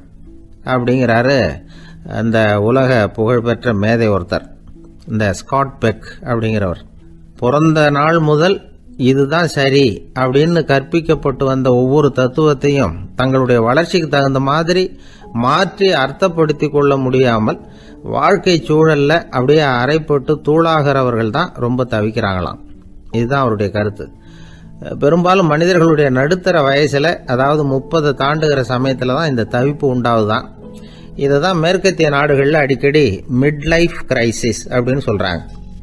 அப்பப்போ பழசையெல்லாம் தொலைச்சி விட்டு புதுசாக பிறக்கிறதுக்கு கற்றுக்கணும். ஒவ்வொரு நிமிஷத்தையும் அந்த நிமிஷத்துக்கு ஏற்ற சித்தாந்தம் கொண்டவர்களாக சந்திப்போம் அப்படிங்கிறார் அந்த உளவியல் நிபுணர். இப்படி பழகிக்கிட்டா வாழ்க்கை இன்பமயம், இல்லைன்னா தவிப்பு மயம்தான். பழசை தொலைக்க முடியாதவர்களில் எத்தனையோ பேர் உண்டு, எத்தனையோ ரகம் உண்டு. அதில் வேடிக்கையான நண்பர்களும் உண்டு. ஒருத்தர் நண்பர் வீட்டுக்கு போனார். அவர் ஏதோ இனிப்பு பலகாரம் கொடுத்து சாப்பிட சொல்லியிருக்கிறாங்க அவங்க வீட்டில். இவர் சாப்பிட்டு பார்த்துட்டு சொன்னாராம், சார் 6 மாதத்துக்கு முன்னாடி ஒரு தடவை இங்கே வந்தேன், அப்போது ஒரு இனிப்பு பலகாரம் கொடுத்தீங்க, அது இதை விட நல்லா இருந்தது சார் அப்படின்னாராம். அப்போ செஞ்ச அதே இனிப்பு பலகாரம் தான் சார் இதுவும் அப்படின்னாராம் அவர். வதந்தியை விட வேகமா போகக்கூடியது எது அப்படின்னு கேட்டார் ஒருத்தர். வதந்தின்னார் இன்னொருத்தர். அவர் அப்படி சொன்னதுல ஒன்றும் தப்பு இல்லை. வதந்தி வேகமா பரவறதுக்கு என்ன காரணம்? 1க்கு 2 மிகைப்படுத்தி சொல்ற மனுஷ சுபாவம் ஒரு காரணம், சொல்றத அப்படியே நம்புறது இன்னொரு காரணம். எப்பொருள் யார் யார் வாய் கேட்பினும் அப்பொருள் மெய்ப்பொருள் காண்பது அறிவு அப்படின்னாரு வள்ளுவர். யாரு எதை சொன்னாலும் அதை அப்படியே நம்ப கூடாது. அறிவு வேலை செய்யணும். அதுல எந்த அளவுக்கு உண்மை இருக்குது அப்படின்னு கண்டுபிடிக்கணும். முக்கியமான பொறுப்புல உள்ளவங்களுக்கு எல்லாம் இது ரொம்ப முக்கியமா தேவைப்படுகிற ஒரு தகுதி. ஒரு நாட்டுல ஒரு சாதாரண ஆள் ஒருத்தன் இருந்தான். அவங்கிட்ட ஒரு கழுதை இருந்தது. ரொம்ப பிரியமா வளர்த்தான். அவனுக்கு அது ரொம்ப நெருக்கமான நண்பன். வேற மனுஷங்க யாரும் கிடைக்கல போல இருக்குது. அந்த கழுதைக்கு கந்தர்வசேனன் அப்படின்னு பேர் வச்சான். அந்த பேரை சொல்லிதான் அவன் அதை கூப்பிடுறது வழக்கம். அவ்வளவு பிரியமா வளர்த்த அந்த கழுதை ஒரு நாள் திடீர்னு செத்து போச்சு. எப்படி இருக்கும் அவனுக்கு? ரொம்ப சங்கடப்பட்டான். சாப்பிட கூட பிடிக்கல. அவனுக்கு முகத்தை மூணு வச்சுக்கிட்டு அவன் பாட்டு உட்காந்துருக்கிறான். இந்த நேரம் பார்த்து அவனுக்கு வேண்டியப்பட்ட ஒருத்தன் அந்த பக்கமா வந்தான். அவனை பார்த்தான். ஏன்டா அப்படி உட்காந்துருக்கிற அப்படின்னு கேட்டான். கந்தர்வசேனை செத்து விட்டதா சொல்லி குலுங்கி அழ ஆரம்பிச்சுட்டான் இவன். கந்தர்வசேனன் யாருன்னு கேட்டான் இவன். அப்படி கேட்ட உடனே அவன் இன்னமும் சத்தம் போட்டு ஒவ்வொன்னு கத்த ஆரம்பிச்சுட்டான். துக்கம் அதிகமாயிட்டுது. அவன் அழற வேகத்தை பார்த்ததும் சரி, கந்தர்வசேனன்கிறது முக்கியமான ஒரு பெரிய மனுஷன் போல இருக்கு அப்படின்னு இவன் முடிவு பண்ணிட்டான். நம்ம ஃப்ரெண்டோட துக்கத்தை நாமளும் பகிர்ந்துக்கணும்னு நினைச்சான். உடனே தலையை மொட்டை அடிச்சுக்கிட்டான். மீசை எடுத்துட்டான். கருப்பு உடை போட்டுக்கிட்டான். கந்தர்வசேனன் இறந்த செய்தி இப்படி காத்து வாக்குல பரவ ஆரம்பிச்சது ஊர் பூரா. ஊர்ல உள்ளவங்க எல்லாம் இந்த செய்தியை கேட்டதும் அவங்களும் தலையை மொட்டை அடிச்சுக்கிட்டு கருப்பு துணி போட்டுக்க ஆரம்பிச்சுட்டாங்க.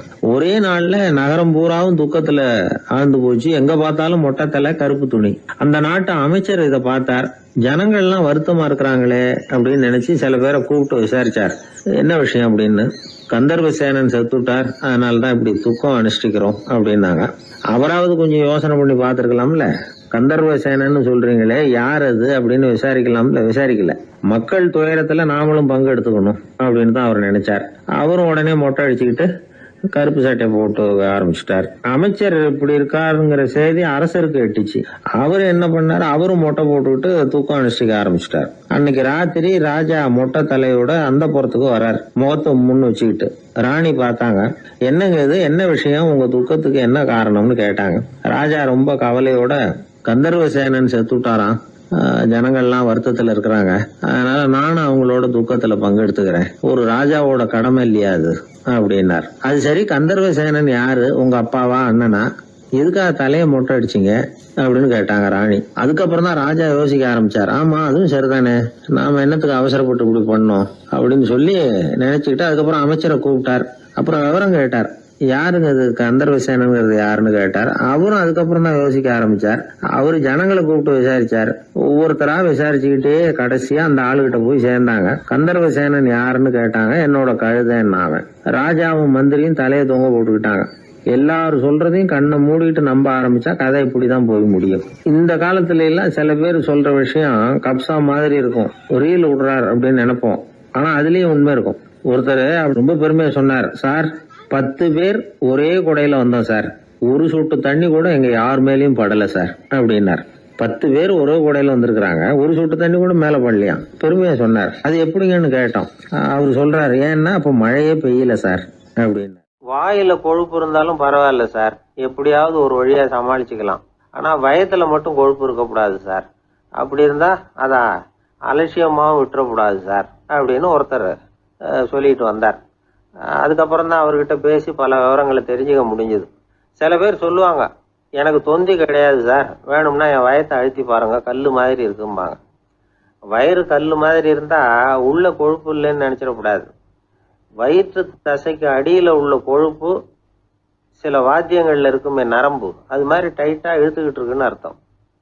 அதனால தொட்டு பார்த்தா கல்லு மாதிரி தான் இருக்கும், இருந்தாலும் தொந்தி தான். வயத்துல கொழுப்பு அதிகமா இருக்கிறது சங்கடம் தான். அதனால கொலஸ்ட்ரால் அளவு அதிகமாகும். இதய நோய்கள், நீரிழிவு, ஹைப்பர் டென்ஷன், ஸ்ட்ரோக், இது மாதிரி ரிஸ்க் எல்லாம் அதிகமாகும். ஒருத்தர் ஒல்லியா இருக்கலாம், உடம்பு எடை அதிகப்படியா இல்லாம இருக்கலாம். அப்படி இருந்தா கூட அவர் உடம்புல மற்ற பகுதியை விட வயத்துல கொழுப்பு அதிகமா இருக்கும். நாம தான் ஒல்லியா இருக்கிறோமே, நமக்கு ஒண்ணும் இல்லை அப்படின்னு நினைச்சிடக்கூடாது. சரி, நம்ம வயிறு இருக்க வேண்டிய அளவை விட அதிகமா இருக்குதா இல்லையா, அதை எப்படி கண்டுபிடிக்கிறது? அதுக்கு சில வழி இருக்குது. முதல்ல நீங்க நேரா ஸ்ட்ரெயிட்டா நிமிர்ந்து நில்லுங்க. உங்க பார்வையை மட்டும் கீழே தாழ்த்தி காலு விரலை கவனிங்க. விரல் உங்களுக்கு தெரியுதா அப்படின்னா உங்க வயர் நார்மலா இருக்குன்னு அர்த்தம். கால் விரல் உங்க கண்ணுக்கு தெரியலையா அப்படின்னா உங்களுக்கு வயிறு பெருசுதான். இன்னொரு வழி இருக்கு. அது என்ன தெரியுமா? ஒரு தரையில நீட்டா படுத்துடணும். 1 மீட்டர் நீளம் உள்ள அளவுகோல் ஒண்ணு எடுத்துக்கோங்க. கழுத்து எலும்புல ஒரு பக்கத்தையும் இடுப்புல ஒரு பக்கத்தையும் வைங்க. பக்கவாட்டுல வைங்க, அதாவது படுக்கவாட்டுல. அது நடுப்பகுதி வயத்துல முட்டி தராசு மாதிரி ஆடுதா அப்படின்னா உங்க வயிறு உங்களுக்கு ப்ராப்ளம் தான். அதனால அதை கண்டுபிடிக்கிறதுக்கு அப்படி ஒரு அளவுகோல் வச்சிருக்கிறாங்க. மருத்துவ அறிவியல் ரீதியா உங்களுக்கு தொந்தி இருக்குதா இல்லையான்னு கண்டுபிடிக்கிறதுக்கு ஒரு வழி இருக்கு. உங்க இடுப்புல வெயிஸ்ட் அப்படின்னு சொல்றோம்ல, இடுப்புல ஒரு அளவு எடுக்கணும், சுற்றளவு. இடுப்புக்கு கீழே ஹிப்னு சொல்றோம்ல, அங்க ஒரு அளவு எடுக்கணும், அதிகபட்ச சுற்றளவு எடுக்கணும். அந்த அளவை இந்த அளவால வகுக்கணும். அதாவது உங்க வெயிஸ்ட் மெஷர்மெண்ட் இருக்குல்ல, அதை ஹிப் மெஷர்மெண்டால வகுக்கணும். இந்த விகிதம், அதாவது வெயிஸ்ட் ஹிப் ரேஷியோ, ஆண்களுக்கு 0.95க்கு மேல போகக்கூடாது, பெண்களுக்கு 0.85க்கு மேல போகக்கூடாது. அப்படி போயிட்டுதுன்னா வயிறு பெருத்திருக்குதுன்னு அர்த்தம். இது டாக்டர்கள் கண்டுபிடிக்கிற ஒரு விதம். சரி, இந்த தொந்தியை குறைக்கிறதுக்கு என்ன பண்ணலாம்? பட்னி கிடக்கலாமா அப்படின்னா அது தேவையில்லை. ஆனா கலோரி அளவை குறைக்கணும். அது எப்படி? கொழுப்பு ஆகாரத்தை குறைக்கணும். இப்போ கார்போஹைட்ரேட்டு, புரோட்டீன்லாம் இருக்குது இல்ல, அதெல்லாம் ஒரு கிராமுக்கு சுமாரா 4 கலோரி கொடுக்கும். ஆனா கொழுப்பு ஒரு கிராமுக்கு 9 கலோரி கொடுக்கும். அதனால ஒரே அளவுள்ள ஆகாரங்கள்ல கூட கலோரி வித்தியாசம் இருக்குது. கலோரி அளவு குறைச்சலா கொடுக்கக்கூடிய ஆகாரம் சாப்பிடணும். தொந்தியை குறைக்கிறதுக்கு கடுமையான உடற்பயிற்சி தேவையா அப்படின்னு கேட்டா அதுவும் தேவையில்லையா. ஆகாரத்துல கொழுப்பை குறைச்சாவே போதும், மற்ற ஆகாரம் செரிக்கிறதுக்கு லேசான உடற்பயிற்சியே போதும். வயத்தை குறைக்கிறேன்னு சொல்லி சில பேர் உட்காந்து எழுந்திருப்பாங்க, அதுவும் தேவையில்லையா. அப்படிலாம் பண்ணி உங்களை கஷ்டப்படுத்திக்க வேண்டியதில்லை. வயத்தை குறைக்கிறதுக்கு அதெல்லாம் உதவுறது இல்லை அப்படின்னு அது சம்பந்தமான நிபுணர்கள் சொல்றாங்க. இப்ப இது சம்பந்தமா 1984 ஒரு சோதனையே பண்ணி பார்த்திருக்கிறாங்க. ஒரு நாளைக்கு 185 தடவை உட்காந்து எழுந்திருக்கிறது. இது மாதிரி 27 நாள் பயிற்சி பண்ணிவிட்டு பார்த்தாங்களாம். வயிற்று கொழுப்புல எந்த மாறுதலும் இல்லையா. அதனால உட்காந்து எழுந்திருக்கிற வேலையெல்லாம் தேவையில்லை.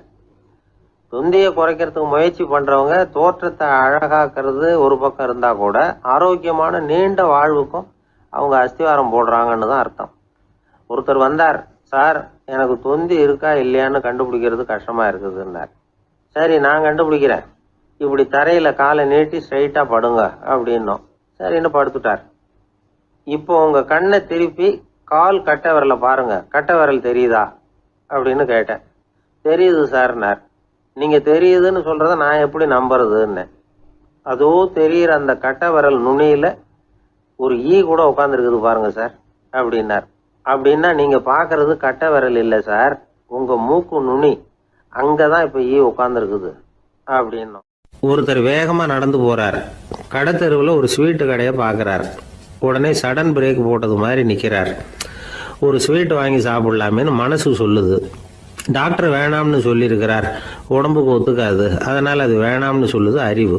இவர் மனசு சொல்கிறத கேட்கல, அறிவு சொல்கிறபடி கேட்குறார். அதனால் மறுபடியும் வேகமாக அங்கேருந்து நடந்து போயிடுறார். அவர் நல்ல மனுஷனுக்கு அறிவும் இருக்குது, உணர்ச்சியும் இருக்குது. எதுக்கு எடுத்தாலும் உணர்ச்சி வசப்பட்டுக்கிட்டு இருக்கக்கூடாது, அறிவு வசத்தில் நாம் இருக்கணும். அப்போ தான் நாம் நல்லபடியாக வாழ முடியும். இல்லைன்னா அவஸ்தை தான். மகாபாரதத்தில் சந்தனுன்னு சொல்லி ஒரு அரசன் வர்றான். அவன் ஒரு சமயம் அறிவு வசப்படாமல் உணர்ச்சி வசப்படுறான். அதாவது ஒரு நாள் கங்கை கரையில் ஒரு அழகான பொண்ணை பார்க்குறான். இவனுடைய மனசு அவகிட்ட போயிடுது. அவளை கல்யாணம் பண்ணிக்கிறதுக்கு ஆசைப்படுறான். அந்த பொண்ணு சரின்னு சம்மதிக்கிறா. ஆனால் ஒரு நிபந்தனை போடுறா. அந்த நிபந்தனைக்கு சம்மதம்னு சொன்னாதான் உன்னை கல்யாணம் பண்ணிக்குவேன்னு சொல்றா. சரி, அவ போட்ட நிபந்தனை என்ன தெரியுமா? இது மாதிரி நான் உங்க மனசு புண்படுற மாதிரி எந்த காரியம் பண்ணாலும் நீங்க என்ன ஏன்னு கேட்கக்கூடாது, நான் செய்யற காரியத்தை தடுக்கவும் கூடாது. அப்படி நீங்க செஞ்சா அடுத்த கணமே நான் உங்களை பிரிஞ்சு போயிடுவேன். இதுதான் அந்த பொண்ணு போட்ட நிபந்தனை. சந்தன அரசன் இந்த நிபந்தனையை ஒத்துக்கலாமா? இதை அறிவுபூர்வமாக யோசிச்சிருந்தா இதுக்கு கட்டுப்பட்டுருக்க மாட்டான். இந்த நிபந்தனைக்கு நான் சம்மதிக்க மாட்டேன்னு தான் சொல்லியிருக்கணும். ஆனால் அவன் அந்த நேரத்தில் உணர்ச்சி வசத்தில் இருந்தான். அதனால் நீ என்ன சொன்னாலும் சரின்னு ஒத்துக்கிட்டான். அவள் கல்யாணம் பண்ணிக்கிட்டான். இதனால் என்ன ஆச்சு? 7 பச்சை இளம் குழந்தைகளை பிறந்த உடனே அவள் கங்கையில் தூக்கி எறிஞ்சி கொல்லக்கூடிய கோர காட்சியை இவன் ஒன்று பின்னாடி ஒன்றா பார்க்க வேண்டியதாக போச்சு. கடைசியில் 8வது குழந்தை பிறந்ததுன்னு தான் அவனுடைய அறிவு மேலோங்குது. அந்த கொடிய செயலை தடுத்து நிறுத்துறான். அந்த 8வது குழந்தை தான் பின்னாடி பீஷ்மர் ஆகிறார். ஒரு பக்தி பிரசங்கத்தில் ஒரு பேச்சாளர் இந்த விஷயத்தை சொல்லிவிட்டு இன்னொரு விஷயமும் சொன்னார். அது என்னன்னா, சந்தனு மன்னன் அறிவுக்கும் உணர்ச்சிக்கும் நடுவில் அகப்பட்டு தவிச்சதுனால அவன் வம்சத்தில் வந்த கௌரவர்கள் உணர்ச்சி வசப்பட்டாங்க, பாண்டவர்கள் அறிவு வசப்பட்டாங்க அப்படின்னு சொன்னார். மனுஷனுக்கு உணர்ச்சியை விட அறிவு மேலோங்கி இருக்கணுங்கிறது சரிதான். ஆனால் அந்த அறிவை எப்படி உபயோகப்படுத்துகிறோங்கிறது முக்கியம். ஒருத்தர் சொன்னார், சார் இன்னைக்கு கோயம்புத்தூரில் ஒரு கல்யாணம், அதுக்கு நான் போக முடியலேன்னு நினைக்கும் பொழுது மனசுக்கு ரொம்ப வருத்தமாக இருக்குது சார் அப்படின்னார். ரொம்ப உணர்ச்சி வசப்பட்டார். அதுக்காக கவலைப்படாதீங்க சார், ஒரு வாழ்த்து தந்தி கொடுத்துருங்களேன் அப்படின்னார் இன்னொருத்தர். அது எப்படி சார் முடியும்னார் அவர். நான் தானே சார் கல்யாண மாப்பிள்ளை அப்படிங்கிறார் அந்த ஆள். ஒரு மனுஷனை பார்த்து என்கிட்ட வாலாட்டாதே அப்படின்னு சொன்னா அவன் நம்மகிட்ட ஏதோ வம்புக்கு வர்றான்னு அர்த்தம். ஒரு நாயை பார்த்து யாரும் என்கிட்ட வாலாட்டாதே அப்படின்னு சொல்றது இல்லை. ஏன்னா நாய் வாலாட்டுனா அது நம்மகிட்ட தன்னுடைய நன்றியை தெரிவிக்கிறதாக நினச்சிக்கிட்டு இருக்கிறோம். ஆனால் அது அப்படி இல்லை அப்படின்னு சொல்கிறாங்க அது சம்பந்தமான நிபுணர்கள். ஒரு நாய் தன்னுடைய வாலை இந்த பக்கமும் அந்த பக்கமுமா இப்படியும் அப்படியும் ஆட்டிக்கிட்டு இருந்தா அது பதட்டத்தில் கூட இருக்கலாம். நாய் நட்பாக இருந்தாலும் வாலாட்டும், ஆத்திரத்தில் இருந்தாலும் வாலாட்டும், கோபத்தில் இருந்தாலும் வாலாட்டும், குழப்பத்தில் இருந்தாலும் வாலாட்டும், மகிழ்ச்சியாக இருந்தால் கூட அது வாலாட்டும். அதை நாம் தப்பாக புரிஞ்சுக்கிட்டு அதுக்கிட்ட போய் மாட்டிக்கக்கூடாது. நாயை பற்றி எனக்கு நல்லா தெரியும் அப்படின்னு சொல்கிறவங்க கூட அதுக்கிட்ட கடி வாங்கிட்டு நிற்கிறது உண்டு. நிபுணர்கள் என்ன சொல்கிறாங்க தெரியுமா? எப்போவுமே நாய்கள் திடீர்னு கடிச்சு விடுறதில்ல, கடிக்கிறதுக்கு முன்னாடி சில அறிகுறிகளை காட்டும். அதை சரியாக புரிஞ்சுக்கிட்டோம்னா தப்பிச்சுக்கலாம். ஒரு வீட்டுக்கு போகிறீங்க, அங்கே புதுசாக ஒரு நாயை பார்க்குறீங்க, உடனே அதுக்கிட்ட போய் குனிஞ்சு சிரிச்சுக்கிட்டே அது தலையில் தட்டுறீங்க. இது ரொம்ப தப்பான். ஒரு நாய் இன்னொரு நாயை நேருக்கு நேர் பார்த்து பல்ல காட்டுனா அது தன்னுடைய தன்முனைப்பை காட்டுதுன்னு அர்த்தமா. உன்னை விட நான் பெரியவன் அப்படின்னு சொல்லுதுன்னு அர்த்தம். அதனால் நீங்கள் அது மாதிரி கிட்ட போய் சிரிக்கிறோம் அப்படின்னு நினச்சிக்கிட்டு பல்ல காட்டினா உங்களையும் எதிரியாக நினச்சிரும். இன்னொரு விஷயம் என்னென்னா, தலையில் தட்டுனா நாய்க்கு பிடிக்காது. அது தன்னை அடக்கிறதாகவும் அச்சுறுத்துறதாகவும் நினச்சிக்கிட்டு இருக்கும். சரி, அப்படின்னா புதுசாக ஒரு இடத்துல அல்லது வீட்டில் நாய்க்குட்டியை பார்த்தா என்ன பண்ணுறது? நீங்கள் சும்மா இருங்க, அதுவாக கிட்ட வரட்டும். அதுக்கப்புறம் அதுக்கிட்ட கனிவாக பேசுங்க. கன்னம், மார்பு, தோல் இங்கெல்லாம் தட்டலாம், தப்பு இல்லையா? தலையில் தான் தட்டப்படாதான். ஒரு நாய் உங்களை நோக்கி ஓடி வருது, நீங்களும் ஓடுனா அது துரத்த ஆரம்பிச்சிடும். அசையாமல் சில மாதிரி நின்றுடுங்க, அது கிட்ட வராது. அதுக்கு ஆர்வம் இல்லாமல் போயிடும். ஒரு தெருவில் சின்ன பிள்ளைங்க நிறைய பேர் விளையாடிக்கிட்டு இருக்கிறாங்க. அப்போ சில நாய்கள் அங்கே ஓடி வருது. எல்லாரும் ஓடினாங்க. அப்படி ஓடுறப்போ ஒரு பையன் கால் தடிக்க கீழே விழுந்துட்டான். என்னாச்சு தெரியுமா? துரத்திட்டு வந்த நாய்கள்லாம் கீழே விழுந்தவன ஒன்றும் செய்யலை, அவன்கிட்டே போகல. ஓடிக்கிட்டு இருந்தாங்கல்ல பசங்க, அவங்கள துரத்திக்கிட்டு அவங்க பின்னாடி ஓடிச்சான். அதுதான் நாய்களுடைய சுபாவம். ஒரு நாய் நம்மளை நேருக்கு நேர் முறைச்சி பார்க்குதுன்னு வச்சுங்க, நாமளும் அதை முறைச்சி பார்க்கக்கூடாது. நாம் வேறு பக்கம் எங்கேயாவது பார்க்க ஆரம்பிச்சிடணும். ஒரு நாய் கோபமாக இருந்ததுன்னா அதோட வால் உறுதியாக நேராக நிற்கும். ஒரு நாய் பணிந்து போனால் அல்லது பயந்து போனால் அது தன்னோட வாலை காலுக்கு நடுவில் வச்சுக்கும். ஒரு நாய் நம்மளை பார்த்து பயந்து நிற்குதுன்னு வச்சுங்க, அதனால் நமக்கு ஆபத்து இல்லைன்னு நினச்சிடக்கூடாது. உங்களை பார்த்துட்டு ஒரு நாய் ஒடுங்குச்சுன்னா நீங்கள் விலகி போயிடணும் அப்படின்னு அது நினைக்குது. நிறைய பேர் பயந்து போன நாயால் கடிபடுறாங்க. இவன் நம்மளை விட பெரிய ஆள், மாட்டிக்கிட்டோம், வேறு வழி இல்லை அப்படிங்கிற நினப்பில் தான் நாய் கடிக்க ஆரம்பிக்குதான். இதே மாதிரி சங்கிலியால் கட்டி போடப்பட்டிருக்கிற நாயும் ஆபத்தானது தான். தொடர்ந்து கட்டி போட்டிருந்தா காலப்போக்கில் அது ஒரு மாதிரி ஆகிடும். நாய் குழந்தைகளை கடிக்காது அப்படின்னு சில பேர் சொல்லுவாங்க. அதுவும் ஒரு தவறான நம்பிக்கை. அதனால் சின்ன குழந்தைகளை தனியாக நாயோட விளையாட விடக்கூடாது. ஆகக்கூடி நாயை பற்றி நிறைய விஷயம் புரிஞ்சுக்க வேண்டியிருக்குது. ஒருத்தர் தன்னுடைய நண்பர் வீட்டுக்கு போயிருந்தார். அவசியம் எங்கள் வீட்டில் சாப்பிட்டுட்டு தான் போகணும் அப்படின்னு ரொம்ப அன்பாக சொல்லிவிட்டார். அதை மீற முடியல இவரால். சரின்னு உட்காந்துட்டார். சாப்பாடு போட்டாங்க, சாப்பிட ஆரம்பித்தார். அவங்க வீட்டில் கட்டி போட்டிருந்த நாய்க்குட்டி இவர் சாப்பிட்றத முறைச்சி பார்த்துது. ஏன் இப்படி என்ன இது முறைச்சி பார்க்குது உங்கள் வீட்டு நாய்க்குட்டி அப்படின்னு அவர் கேட்டார். அப்போ அவங்க சொன்னாங்களாம், அதுக்கிட்ட ஒரு கெட்ட பழக்கங்க, தன்னோட தட்டில் யார் சாப்பிட்டாலும் அது அப்படி தான் முறைச்சி பார்க்கும் அப்படின்னாராம் அவர். ஆரம்ப காலத்தில் ஒரு குரு, அப்போ ஒரு சீடன் இருந்தான். அது வேடிக்கையான குரு, வேடிக்கையான சீடன். ஒரு ஆசிரமம். ஒரு நாள் ஒருத்தன் அவசரமாக அந்த குருவை தேடி வந்திருக்கிறான். என்ன விஷயம்னு விசாரித்தார் குரு.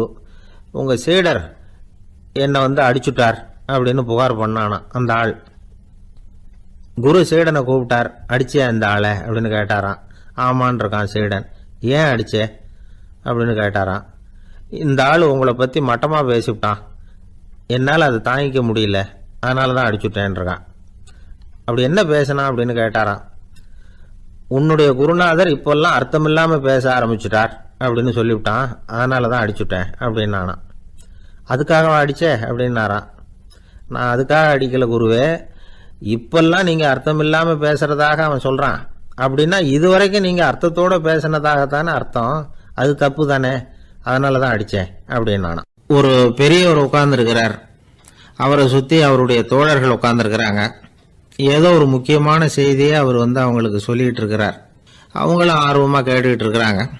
இந்த சமயத்தில் யாரோ ஒரு ஆள் வேகமாக அங்கே வர்றார். வர்ற வேகத்திலேயே எனக்கு ஏதாவது உதவி செய்யுங்க அப்படின்னு கேட்டுக்கிட்டே வர்றார். கேட்கறது உதவி, ஆனால் குரல் மிரட்டுறது மாதிரி இருக்குது, அதட்டி கேட்கறது மாதிரி இருக்குது.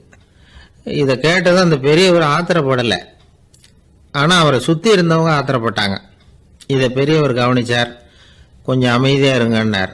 வந்தவரை கூப்பிட்டார். அவருக்கு சில பொருள்களை கொடுத்தார். என்னங்க இப்போ உங்களுக்கு மகிழ்ச்சி தானே அப்படின்னார். அப்படின்னு அலட்சியமாக அவர் சொல்கிறார். நான் உங்களை நல்ல முறையில் நடத்தினேன்னா அப்படின்னு கேட்குறாரு அவர் மறுபடியும். அதெல்லாம் ஒன்றும் இல்லை அப்படின்னு சொல்லி அவர் சொல்லிகிட்டு இருக்கிறாரு. குரலில் கடுமை குறையில. சுற்றி இருந்தவங்களால இதை பொறுத்துக்க முடியல. கோபத்தோடு அவரை நோக்கி நெருங்க ஆரம்பித்தாங்க. பெரியவர் அவங்களையெல்லாம் தடுத்து நிறுத்தினார். வந்தவரை வாங்க என்னோட அப்படின்னு சொல்லி அழைச்சிட்டு போனார். வீட்டுக்கு போனார். அங்கே போனதும் இன்னும் சில பொருள்களை எடுத்து அவர்கிட்ட கொடுத்தார். இப்போ திருப்தி தானே, நான் உங்ககிட்ட நல்ல முறையில் நடந்துக்கிட்டேனா அப்படின்னார். அவர் முகம் இப்போ தான் கொஞ்சம் மலர்ந்தது. ரொம்ப நன்றி, இறைவன் உங்கள் குடும்பத்துக்கு எல்லா நன்மைகளையும் செய்வான் அப்படின்னு சொன்னார். இதே வார்த்தைகளை என்னுடைய தோழர்கள்கிட்டே சொல்லிட்டீங்கன்னா அவங்க கோபம் தணிஞ்சிரும், வர முடியுமான்னார்.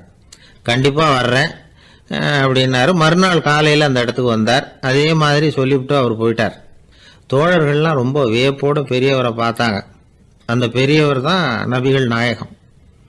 அவர் சொன்னார், ஒருத்தன் ரொம்ப ஆசையாக ஒரு ஒட்டகத்தை வளர்த்துக்கிட்டு வந்தான். ஒரு நாள் அந்த ஒட்டகம் கயத்தை அறுத்துக்கிட்டு ஓடி போயிட்டுது. அக்கம் பக்கத்தில் இருக்கிறவங்கெல்லாம் அந்த ஒட்டகத்தை பிடிக்கிறதுக்கு முயற்சி பண்ணாங்க. அதை துரத்திக்கிட்டு ஓடினாங்க. ஒட்டகம் தாறுமாறாக ஓட ஆரம்பிச்சுது. இந்த சமயத்தில் ஒட்டகத்தை வளர்த்தவன் அங்கே ஓடி வந்தான். நீங்கள் அதை ஒன்றும் செய்ய வேணாம், விட்டுருங்க, அதோட சுபாவம் எனக்கு நல்லா தெரியும், அதை சுலபமாக என்னோட வழிக்கு கொண்டுட்டு வந்துட முடியும், நான் பார்த்துக்கிறேன், விட்டுருங்கோ அப்படின்னா. எல்லாரும் விலகி போயிட்டாங்க. இவன் என்ன செஞ்சான் தெரியுமா? கொஞ்சம் புல்லை கையில் எடுத்துக்கிட்டு அந்த ஒட்டகத்தை நெருங்கினா அவ்வளவுதான். அது ஓடி வந்து இவன் காலடியில் உட்காந்துக்கிட்டது. செல்லமாக அதை அப்படியே தடவி கொடுத்தான், முதுகில் ஏறி உட்காந்துக்கிட்டான். அது பாட்டுக்கு சாதுவாக நடந்து போகுது. இந்த கதையை நபிகள் நாயகம் தம்முடைய தோழர்களுக்கு சொல்றார். ஒட்டகத்தை மட்டும் இல்லை, சில மனிதர்களையும் கூட சில விதத்தில் அணுகிதான் அவர்களை வந்து சீர்திருத்த வேண்டியிருக்குது அப்படிங்கிறத அவங்களுக்கு உணர்த்தினார். இது ஒரு அழகான உளவியல் அணுகுமுறை. சில குடும்ப தலைவர்கள் கூட இந்த ஒட்டகம் மாதிரி நடந்துகிறது உண்டு, அப்புறம் அடங்கி போகிறதும் உண்டு. ஒரு குடும்ப தலைவர் காலையில் எழுந்திரிச்சதுலேருந்து சத்தம் போட்டு கத்திக்கிட்டு இருப்பார். பக்கத்தில் இருந்தவங்கலாம் ஓடி போய் சமாதானம் பண்ணி பார்த்தாங்க. அவர் ஓயறது மாதிரி தெரியல. கடைசியில் அவர் மனைவி வந்தாங்க. நீங்கள் எல்லாம் விலகி போயிடுங்க, அவர் சுபாவம் எனக்கு தெரியும், நான் பார்த்துக்கிறேன் அப்படின்னாங்க. சரின்னு எல்லாரும் போயிட்டாங்க. சாயந்தரமாக வந்து பார்க்குறாங்க, அவர் சத்தம் இல்லாமல் ஒரு மூலையில் உட்காந்துருக்கிறார், ரொம்ப சாதுவா. ஆச்சரியமாக இருந்தது. என்னம்மா பண்ணீங்கன்னு கேட்டாங்க. அது ஒன்றும் இல்லைங்க, ஒரு வேளை சாப்பாட்டை நிறுத்தினேன், பட்னி போட்டேன், அவ்வளவுதான் அப்படின்னாங்க அந்த அம்மா.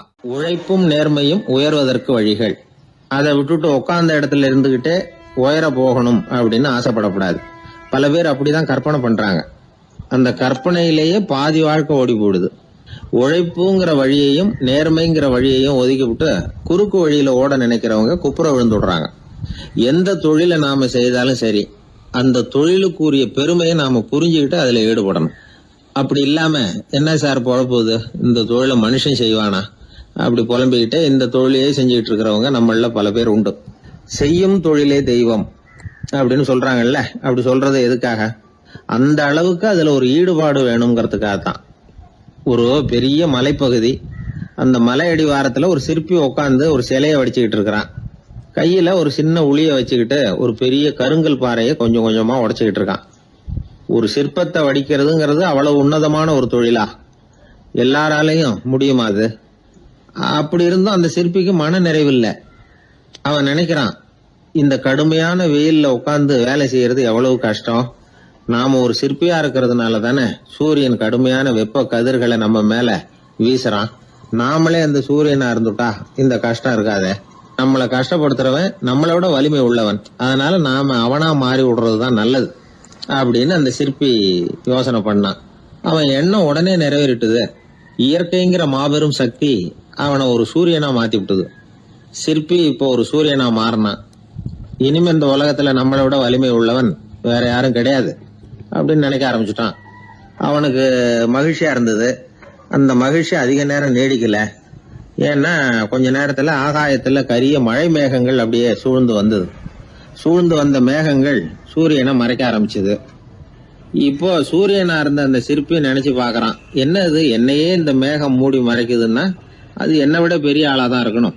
அதனால இனிமே நாம சூரியனா இருக்கக்கூடாது, நாம மேகமா தான் இருக்கணும், அதுதான் கௌரவம் அப்படின்னு நினைக்க ஆரம்பிச்சிட்டான். இப்பவும் பாருங்க, இயற்கை அவனுடைய ஆசையை நிறைவேற்றி வச்சுது. சூரியனா இருந்த சிற்பி மேகமா மாறினான். வான வீதியில அப்படி உல்லாசமா வர ஆரம்பிச்சான். அந்த உல்லாசமும் அதிக நேரம் நீடிக்கல. எதிரில பார்த்தா பிரம்மாண்டமான மலைகள் வழியை அடைச்சிட்டு நிக்குது. வேகமா வந்த மேகம் மலையில மோதிக்கிட்டுது. அந்த மலையை தாண்டி அப்பால செல்ல முடியல. இப்போ அந்த மேகம் நினைக்குது, நாம எந்த தடையும் இல்லாம அந்த இடத்துல மிதந்து வர்றோம், நம்மையே போக விடாம தடுக்குதுன்னா அந்த மலைக்கு எப்பேற்பட்ட வலிமை இருக்கணும். இனிமேல நாம மேகமா இருந்து பிரயோஜனம் இல்ல, இருந்தா மலையா இருக்கணும், அதுதான் பெருமை அப்படின்னு நினைக்க ஆரம்பிச்சான். இப்பவும் பாருங்க, இயற்கை அவனுடைய ஆசையை நிறைவேற்றி வச்சது.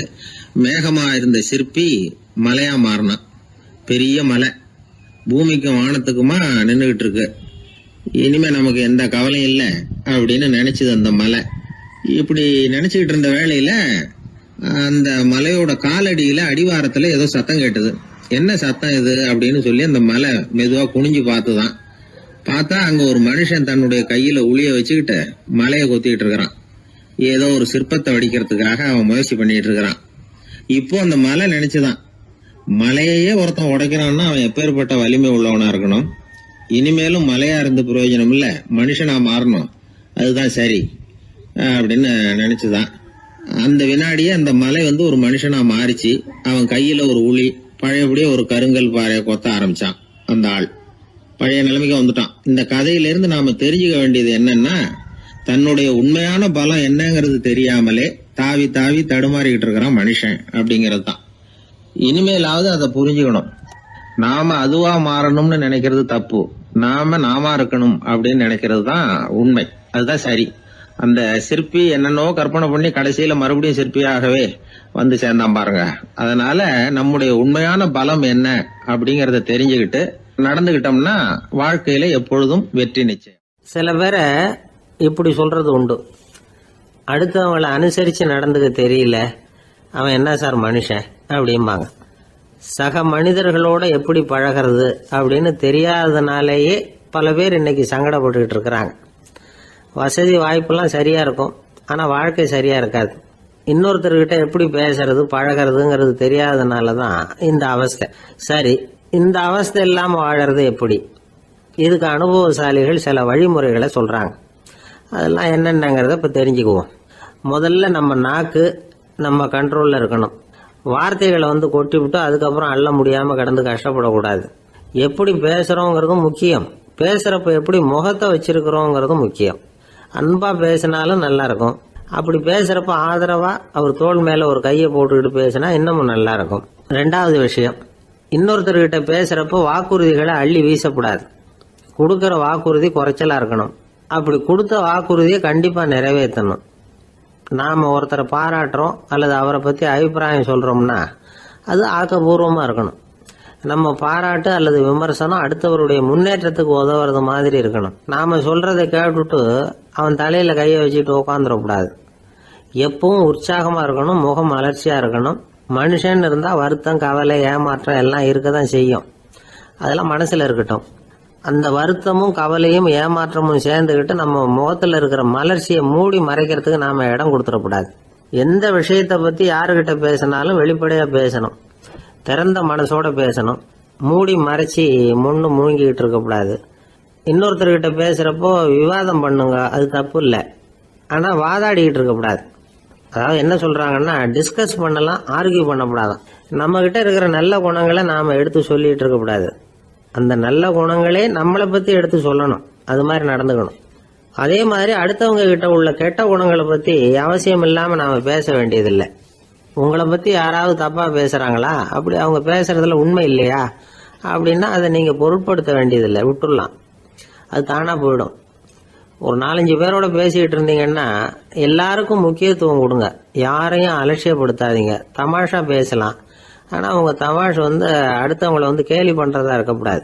நமக்கு கிடைக்க வேண்டியது கிடைக்கலையே அப்படிங்கிற தவிப்பு நம்மக்கிட்ட இருக்கக்கூடாது, அது தேவையில்லை. உங்கள் செயல்பாடுகள் தெளிவாக இருக்கட்டும், பாராட்டு தானாக அவங்கள தேடிட்டு வரும். இன்னொரு மனுஷனுடைய மனசில் கௌரவமான ஒரு இடத்த பிடிக்கணும்னா நாம் இந்த குணத்தையெல்லாம் நம்மக்கிட்ட வளர்த்துக்கணும். இதெல்லாம் அனுபவசாலிகள் சொல்லியிருக்கிற குறிப்புகள். இந்த குறிப்புகளை சரியாக புரிஞ்சுக்கணும், அது முக்கியம். தப்பாக புரிஞ்சுக்கிட்டா என்ன ஆகும் தெரியுமா? இதை கேளுங்க.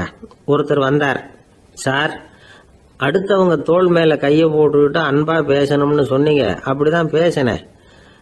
அவர் முதுக கூட தட்டி கொடுத்தேன், என் வேலை போயிட்டுது சார், வீட்டுக்கு அனுப்பிச்சிட்டாங்க அப்படின்னார். யாருக்கிட்ட அப்படி பேசுனீங்கன்னு கேட்டோம். என் முதலாளிகிட்ட சார் அப்படிங்கிறார் ரொம்ப சோகமாக. ஒரு ஊரில் ஒரு இளைஞன் இருந்தான். ஒரு நாள் அவன் ஒரு குருவை தேடிட்டு புறப்பட்டான். ஊரை விட்டு வெளியில் போனான். போகிற வழியில் ஒரு காடு. அந்த காட்டில் ஒரு மரத்தடியில் ஒரு பெரியவர் உட்காந்துருக்கிறார். அமைதியாக மௌனமாக அவர் அமர்ந்திருக்கிறார். இந்த பெரியவரை விசாரிக்கலாம், குருவை தேடி கண்டுபிடிக்கிறதுக்கு இவர் ஏதாவது ஒரு வழி சொல்லி கொடுப்பார் அப்படின்னு நினச்சிக்கிட்டு அவரை நெருங்கினான். ஐயா, எனக்கு ஒரு குரு தேவை, எங்கே கிடைப்பார், அவரை எப்படி அடையாளம் கண்டுபிடிக்கிறது, அதை பற்றி ஏதாவது விவரம் சொன்னீங்கன்னா நான் கண்டுபிடிச்சிக்குவேன் அப்படின்ட்டுருக்கான். பெரியவர் நிமிர்ந்து பார்த்தார். தம்பி, அது ரொம்ப சுலபம். அவர் வயசானவராக இருப்பார், என்னை விட சுமார் 30 வயசு அதிகமாக இருக்கும். அவர் ஒரு மரத்தடியில் தான் உட்காந்துருப்பார் அப்படின்ட்டுருக்கான். சரிங்க பெரியவரே, அது என்ன மாதிரியான மரம், எப்படி இருக்கும் அப்படின்னு கேட்டிருக்கான். பெரியவர் அந்த விவரங்களையும் சொல்லியிருக்கிறாரு. அது மட்டும் இல்லை, சந்திக்கிற நாள், நேரம், வினாடி முதற்கொண்டு எல்லா விவரங்களையும் துல்லியமாக சொன்னாராம். இவ்வளவு விவரங்களை இவரால் எப்படி சொல்ல முடியுது அப்படின்னு இவனுக்கு ஆச்சரியம். இருந்தாலும் அந்த பெரியவர் கடைசியாக ஒரு விவரம் சொன்னார். அது என்ன தெரியுமா? எப்படியும் நீ அவரை சந்திக்கிறதுக்கு ஒரு 30 வருஷம் ஆகும் அப்படின்னு சொல்லிவிட்டாராம். ரொம்ப நன்றிங்க பெரியவரே அப்படின்னு சொல்லிவிட்டு அந்த இளைஞன் புறப்பட்டுருக்கான். இப்போ அவனுக்கு குரு பற்றின விவரம் எல்லாம் கிடைச்சிட்டுது, சந்திக்கிற நேரமும் தெரிஞ்சுட்டுது. ஆனால் 30 வருஷம் அவரை தேடி அலைய வேண்டியிருக்குமே. அவன் தேட ஆரம்பித்தான். காடு மலை எல்லாம் சுற்றி அலைஞ்சான். பல வருஷங்கள் தேடினான். அழுத்து போயிட்டான். கடைசியில் அவனுக்கும் வயசாகிட்டுது. கடைசியில் தன்னுடைய சொந்த ஊருக்கே திரும்பி போய்கிட்டு இருந்தான். அங்கே ஒரு மரத்தடியில் அவன் தேடிக்கிட்டு இருந்த குருநாதர் கிடைச்சார். யார் அவருன்னா, 30 வருஷத்துக்கு முன்னாடி வழி சொல்லி கொடுத்தாருல அதே பெரியவர். அவருக்கு இப்போ 30 வயசு அதிகமாக இருந்தது. அதே மரம். அன்னைக்கு பெரியவர் சொன்ன அடையாளம் இப்போ பொருத்தமாக இருந்தது. இப்போ அந்த பெரியவர் சொன்னார், சரியாக வந்து சேர்ந்துட்டேன், வா, உனக்காக தான் நான் இவ்வளவு காலமும் காத்துக்கிட்டு இருந்தேன் அப்படின்னாரான். என்ன சொல்கிறீங்கன்றிருக்கான். 30 வருஷத்துக்கு முன்னாடி என்கிட்ட வந்தியே, அப்போவே என் காலம் வந்து முடிஞ்சு போயிருந்தது. அப்போவே என்ன உனக்கு அடையாளம் தெரியல, அதனால் இவ்வளவு காலம் உனக்காக காத்துட்டு இருக்கும்படி ஆயிட்டுது அப்படின்னாரான். ஐயா, அப்போவே நீங்கள் சொல்லியிருக்கலாமே, இதுதான் 30 வருஷம் கழித்து நீ சந்திக்க போகிற இடம், நான் தான் உன்னுடைய குரு அப்படின்னு சொல்லியிருக்கலாமே அப்படின்ட்டுருக்கான். அந்த பெரியவர் சிரிச்சுக்கிட்டே இதுக்கு பதில் சொன்னாராம், நான் எவ்வளவோ விவரமாக தான் சொன்னேன், நீ சரியாக புரிஞ்சிக்கல. காரணம், அப்போ நீ போதுமான அளவுக்கு பக்குவம் பெற்றிருக்கவில்லை. அதனால் புரியும் சக்தி இல்லாமல் போயிட்டுது. அப்போ 30 ஆண்டு காலம் நீ அலைஞ்சி தெரிஞ்சிருக்கிற, அது காரணமாக இப்போ உனக்கு அந்த பக்குவம் வந்துட்டுது. அதனால தான் அடையாளம் காண முடிஞ்சது, நானே உன்னுடைய குரு அப்படின்னாராம். இதுலேருந்து என்ன தெரியுதுன்னா, ஆன்மீகத்தில் மாணவனாக சேர்றதுக்கு கூட ஒரு பக்குவத்தன்மை தேவைப்படுது. ஒரு பெரிய ஞானி, அவர்கிட்ட சீடனாக இருக்க ஒருத்தன் வந்தான். எதிரில் நின்னான். ஞானி அவனை வெகு நேரம் உற்று பார்த்தார். அப்புறம் சொன்னார், சீடனாக இருக்கிறது ரொம்ப சிரமம்னார். நான் தயாராக இருக்கிறேன்னா. அது இன்னமும் சிரமமாச்சே, இங்கே வந்து குருவாக இருக்கிறது மட்டுமே சுலபம் அப்படின்னாராம். அப்படின்னா நான் குருவாகவே ஆயிடுறேன் அப்படின்னானா. இது போலவே இந்த காலத்தில் கதை ஒன்று உண்டு.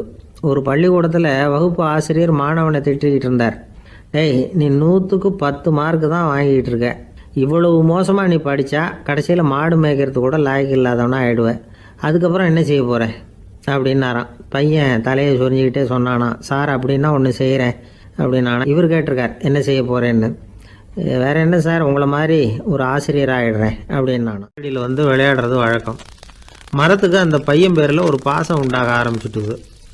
பையன் அந்த மரத்தில் உள்ள பூக்களை பறிக்கணும், பழங்களை பறிக்கணும்னு ஆசைப்பட்டான். அதுக்காகவே அந்த மரம் தன்னோட கிளைகளை வளைச்சி அவனுக்கு எட்டுற அளவுக்கு தலையை சாய்ச்சி கொடுக்குது. பையன் வந்து பூக்களை பறிக்கிறான், மரம் சந்தோஷப்படுது. மரம் வந்து அன்பின் அடையாளம், அதனால் அது கொடுக்கறதுல சந்தோஷப்படுது. மனிதன் வந்து ஆணவத்தின் அடையாளம், அதனால் இவன் பறிக்கிறதுல சந்தோஷப்படுறான். பையன் வளர்ந்தான். அந்த மரத்தின் மடியிலேயே படுத்து தூங்கினான். பூக்களை பறித்து மலர் கிரீடம் பண்ணி தலையில் சூடிக்கிட்டான். பழங்களை பறித்தான், சாப்பிட்டான். அதை பார்த்து அந்த மரம் சந்தோஷப்பட்டுது. கொஞ்ச நாளாச்சு. பையன் இன்னும் கொஞ்சம் பெரியவனானான். அந்த மரத்து மேலே ஏறி கிளையில் உட்காந்துக்கிட்டு ஊஞ்சல் ஆட ஆரம்பித்தான். அவனுக்கு சௌகரியத்தை கொடுக்கறதுல மரத்துக்கு ஆனந்தம், மரத்துக்கு அசௌகரியத்தை கொடுக்கறதுல அவனுக்கு ஆனந்தம். இது அன்புக்கும் ஆணவத்துக்கும் உள்ள வித்தியாசம். பையன் இன்னும் கொஞ்சம் வளர்ந்தான். அவனுக்கு கடமை லட்சியம் எல்லாம் வந்து சேர்ந்தது. படித்து பரீட்சை எழுதி பாஸ் ஆக வேண்டியிருந்தது. அதனால் மரத்துக்கிட்ட வர்றதில்லை அவன். ஆனால் மரம் இவனுக்காக காத்துக்கிட்டு இருக்குது. இவன் உலக விஷயங்களில் மூழ்கிட்டான். தற்செயலாக ஒரு நாள் அந்த பக்கமாக போனான். மரம் அவனை பார்த்துது. மறந்துட்டியா என்ன, நான் உன்னை பார்க்கணும்னு ஆவலாக காத்துக்கிட்டு இருக்கேனே அப்படின்னுது. இவன் பார்த்தான். நீ என்ன வச்சிருக்கிற, நான் உங்ககிட்ட ஏன் வரணும், உங்ககிட்ட பணம் இருக்குதா சொல்லு, வர்றேன். ஏன்னா நான் இப்போ பணத்தை தான் தேடிக்கிட்டு இருக்கிறேன் அப்படின்னா. உனக்கு பணம் தானே வேணும், என்னுடைய பழங்களை பறிச்சுக்கோ, அதையெல்லாம் விற்பனை பண்ணு, பணம் கிடைக்கும் அப்படின்னு அந்த மரம். உடனே அவன் மரத்தில் ஏறினா, பழங்களை பறித்தான், பழுக்காத காய்களையும் சேர்த்து பறித்தான். தன்னோட கிளை கொம்புகள் உடைஞ்சா கூட அதுக்காக அந்த மரம் வந்து கவலைப்படலை, சந்தோஷப்பட்டது. இவன் பழங்களை பொறுக்கிட்டு அந்த மரத்துக்கு ஒரு நன்றி கூட சொல்லாமல் அவன் பாட்டுக்கு போட்டான். அதுக்கப்புறம் அந்த பக்கமே திரும்பலை. பணம் சம்பாதிக்கிறதுலேயே குறியாக இருந்தான். மரத்துக்கு மறுபடியும் வருத்தம், அவன் வரலையேன்னு. பல வருஷம் கழித்து அவன் வந்தான். வா மகனே, என்னை வந்து கட்டி பிடிச்சிக்கொண்டுது அந்த மரம். நான் என்ன இன்னமும் சின்ன பிள்ளையா உன்னை வந்து கட்டி பிடிச்சிக்கிறதுக்கு அப்படின்னா அவன். நான் இப்போ ஒரு வீடு கட்ட போகிறேன், அதுக்கு உன்னால் உதவ முடியுமா அப்படின்னா. என்னுடைய கிளைகளை வெட்டிக்கோ அப்படின்னுது மரம். கொஞ்ச நேரத்தில் மரத்தை அப்படியே மொட்டை அடிச்சுட்டான். மறுபடியும் கொஞ்ச காலம் கழிச்சு அந்த மனுஷன் வயசாகி ரொம்ப கிழவனாக போட்டான் அவன். அதுக்கப்புறம் வந்தான். நான் தூர தேசங்களுக்கு போய் பணம் சம்பாதிக்கணும்னு ஆசைப்படுறேன். நான் பிரயாணம் பண்ணுறதுக்கு ஒரு படகு தேவை, அதுக்கு நீ உதவி செய்ய முடியுமான்னா. அது ஒன்றும் பெரிய பிரச்சனை இல்லை, என்னுடைய அடிமரத்தை வெட்டிக்கோன்னுது அந்த மரம். அவன் வெட்டினான், படகு செஞ்சான், போயிட்டான். இனிமேல் திரும்பி வருவானோ மாட்டானோ அது தெரியாது. ஆனால் இந்த அடிமரம் அவனுக்காக காத்துக்கிட்டு இருக்கும். ஏன்னா இது அன்பின் அடையாளம், அவன் ஆணவத்தின் அடையாளம். அன்பு கொடுக்கறதுக்கு தான் ஆசைப்படும், ஆணவம் வாங்கிறதுக்கு தான் ஆசைப்படும். இப்படி ஒரு கதையை ஒரு பெரியவர் சொல்லியிருக்கிறார். அதை நாம் சிந்திச்சு பார்க்கணும். 1944 வருஷத்துல ஒரு நாள் மொரார்ஜி தேசாய் எரவாடா சிறையில் இருந்தார். காவல்துறை உயர் அதிகாரி ஒருத்தர் வர்றார். மொரார்ஜி தேசாய சிறை அதிகாரி அலுவலகத்துக்கு அழைச்சிட்டு போறார். சிறை அதிகாரி ஒரு தகவலை சொல்றார். உங்க நண்பர் மங்கள்தாஸ் பக்வாசா அப்படிங்கிறவர் நாசிக் சிறையில அடைக்கப்பட்டிருந்தார்.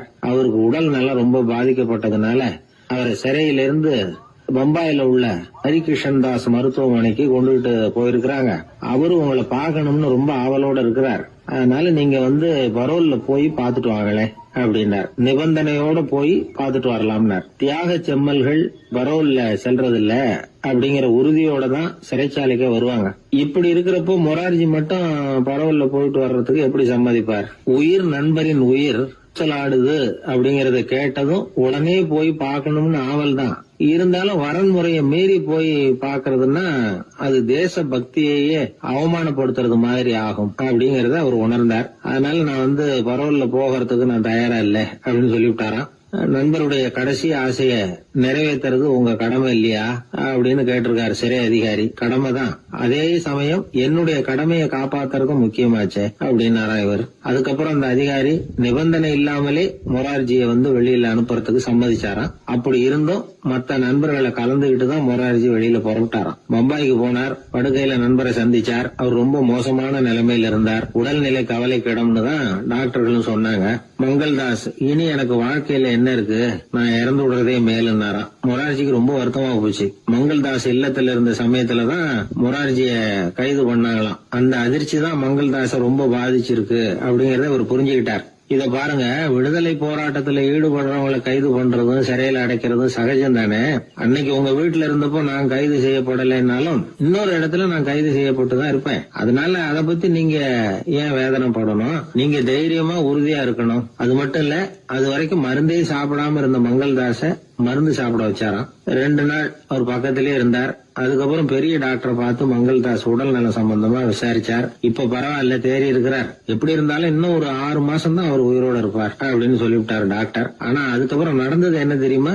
மங்கள்தாஸ் அதுக்கப்புறம் 25 வருஷம் சௌக்கியமா இருந்தாராம். இவர் 6 மாசம் தான் இருப்பாருன்னு சொன்ன அந்த டாக்டர் 6 மாசத்துல ஒரு எதிர்பாராத விபத்துல சிக்கி இறந்து போனாராம். 6 மாசம்னு டாக்டர் போட்ட கணக்கு சரிதான், ஆனா இடம் தான் மாறி போச்சு. 1816 வருஷம் செப்டம்பர் மாதம் 11ஆம் தேதி பிரான்ஸ் தேசத்தில் உள்ள ஒரு மருத்துவமனை. அங்கே ஒரு இளம் டாக்டர் கொஞ்ச நாளைக்கு முன்னாடி தான் அந்த ஆஸ்பத்திரியில் புதுசாக வேலைக்கு சேர்ந்துருக்கிறார். அவர் பேர் ரெனே லெனக். அவர் அன்னைக்கு காலையில் அந்த மருத்துவமனையில் அப்படியே ரவுண்ட்ஸ் வந்துகிட்டு இருக்கிறார். வார்டில் ஒரு படுக்கையில் ஒரு இளம் பெண் படுத்திருக்கிறார். அந்த பொண்ணுக்கு இருதய நோயாக இருக்கலாம்ங்கிறது மற்ற டாக்டர்கள் சந்தேகம். அந்த காலத்துல எல்லாம் ஒருத்தருடைய இருதய துடிப்பை தெரிஞ்சுக்கணும்னா நோயாளியின் மார்புல டாக்டர் காதை வச்சு பார்த்து தான் தெரிஞ்சுக்கிறது வழக்கம். ஆனா இந்த பெண்ணும் இளம் பெண், அந்த டாக்டரும் புதுசா சேர்ந்திருக்கிறவர். அதனால பரிசோதனை பண்ண தயங்கினார். கொஞ்ச நேரம் யோசனை பண்ணார். திடீர்னு ஒரு ஞாபகம் வந்தது அவருக்கு. அதாவது அன்னைக்கு விடியற் காலையில தோட்டத்துல அப்படியே வாக்கிங் போயிட்டு இருந்தப்போ சின்ன பசங்கள்லாம் ஒரு மரக்கட்டையை வச்சு விளையாடிட்டு இருந்தாங்களாம். அதை அவர் பார்த்துருக்கிறார். அது என்ன விளையாட்டுனா, ஒரு நீளமான மரப்பலகை, அதில் ஒரு முனையில் ஒரு பையன் தன்னுடைய காதை வச்சுக்கிட்டு இருக்கிறான். மறுமுனையில் இன்னொரு பையன் அந்த மரப்பலகையை ஒரு ஆணியால் கீறிக்கிட்டு இருக்கிறான். ஒரு முனையில் ஆணியால் கீறும் பொழுது மறுமுனையில் காதை வச்சிருக்கிற பையனுக்கு அந்த சத்தம் துல்லியமாக கேட்குது. அந்த டாக்டருக்கு காலையில் பார்த்த இந்த விளையாட்டு ஞாபகத்துக்கு வந்துட்டுது. உடனே என்ன பண்ணார் தெரியுமா? ஒரு நீளமான காகிதத்தை எடுத்தார். அதை அப்படியே உருளை மாதிரி உருட்டினார். ஒரு முனையை அந்த நோயாளியின் மார்புல இடது பக்கம் வச்சார். இன்னொரு முனையில தன்னுடைய காதை வச்சார். என்ன ஆச்சரியம்! நோயாளியின் மார்புல நேரடியா காதை வச்சு கேட்கறத விட துல்லியமா கேட்டது இதய துடிப்பு. இதய துடிப்பு மட்டும் இல்ல, மூச்சு இழுத்து விடுறது, திரவ பொருள்களின் அசைவு, எல்லா சத்தமும் தெளிவா கேட்குது. கிரேக்க மொழியில ஸ்டெத்தாஸ் அப்படின்னா மார்பு, ஸ்கோப்பின் அப்படின்னா பார்ப்பதுன்னு அர்த்தம். அதனால டாக்டர் ரெனே லெனக் தான் கண்டுபிடிச்ச கருவிக்கு ஸ்டெதஸ்கோப் அப்படின்னு பேர் வச்சார். அவரே முதல் மாடலையும் செஞ்சார். அளவு ரொம்ப பெருசாக இருந்தது, சுலபமாக எடுத்துகிட்டு போகிறது கஷ்டம், அது அவ்வளோ கஷ்டமாக இருந்தது அது. அதனால் அவரே அதை அப்புறம் 2 பிரிவாக தயார் பண்ணார். இது 2 துண்டையும் டாக்டர் தன்னோட கோட்டு பாக்கெட்டில் வச்சுக்கலாம், தேவைப்படுறப்ப எடுத்து ஒன்றா சேர்த்துக்கலாம். இப்படி தான் அவர் ஆரம்பத்தில் பண்ணார். தன்னுடைய இந்த கண்டுபிடிப்பை பற்றி அவர் ஒரு புத்தகம் எழுதினார். நிறைய விற்றுது, புகழும் பணமும் சேர்ந்தது. பணமும் புகழும் சேர்ந்தது மாதிரியே அவருக்கு ஒரு நோயும் சேர்ந்தது. அது என்ன நோயின்னு கண்டுபிடிக்கிறதுக்கும் அவர் கண்டுபிடிச்ச கருவி தான் உபயோகப்பட்டு தான். அவரே அதை கண்டுபிடிச்சார். அவருக்கு வந்திருந்தது காச நோய். 1826ஆம் வருஷம் ஆகஸ்ட் மாதம் 13ஆம் தேதி உலகத்தின் முதல் ஸ்டெதஸ்கோப்பை கண்டுபிடிச்ச டாக்டர் ரெனே லெனக் காலமானார். அவர் சாகிறதுக்கு முன்னாடி மரத்தால் செஞ்சு வச்சிருந்த ஸ்டெதஸ்கோப்பை தனக்கு வேண்டியப்பட்ட ஒரு டாக்டர்கிட்ட கொடுத்து, என்னுடைய சொத்துக்கள்லேயே ரொம்ப வசந்தது அப்படின்னு சொன்னாராம். அதுக்கப்புறம் 3 வெள்ளைக்காரங்க சேர்ந்து இந்த கருவியில் சில மாற்றங்களை பண்ணாங்க. ஆனால் 1829 லண்டனில் டாக்டர் நிக்கோலஸுங்கிறவர் ஒரு காதால் இதய துடிப்பை கேட்கறத விட டாக்டர் 2 காதாலையும் கேட்கறது தான் சரியாக இருக்கும் அப்படின்னு ஒரு கருத்தை வெளியிட்டார். அதுக்கப்புறம் ரொம்ப காலம் கழித்து 1852 ஜார்ஜ் காமான் அப்படிங்கிறவர் ரப்பர் டியூப்களை உபயோகப்படுத்தி 2 காதாலையும் கேட்குற மாதிரி ஒரு புதிய வடிவத்தை அதுக்கு கொடுத்தார். அதுக்கு பிறகு அது படிப்படியாக எவ்வளவோ மாற்றங்கள் இருந்தாலும் ஆரம்பத்தில் டாக்டர் ரெனே லெனக் உருவாக்கின அடிப்படை மாடலை யாரும் மாற்றி அமைக்கலைங்கிறது தான் முக்கியமான விஷயம். நமக்கு தெரிஞ்ச ஒரு ஆஸ்பத்திரி, அதில் ஒரு நோயாளி, காலை நேரத்தில் நர்ஸு அந்த பக்கமாக போயிட்டு இருந்தாங்க. அதை பார்த்துட்டு ஒரு நர்ஸுன்னு கத்துறார். நர்ஸு அவசரமாக ஓடி என்ன விஷயம்னு கேட்டாங்க. சிஸ்டர், இங்கே பாருங்கள், உங்கள் டாக்டரை என் நெஞ்சில் ஒரு காதை வச்சு கேட்டுக்கிட்டு இருக்கிறார் அப்படின்னார் நோயாளி. சிஸ்டர் பதட்டப்படாமல், அதனால் என்ன, இந்த டாக்டர் பழமையான விஷயங்களில் ரொம்ப நம்பிக்கை உள்ளவர், அதனால் ஸ்டெதாஸ்கோப்பை உபயோகப்படுத்தாமல் காதை வச்சு கேட்குறார், அது ஒன்றும் தப்பு இல்லை அப்படின்னு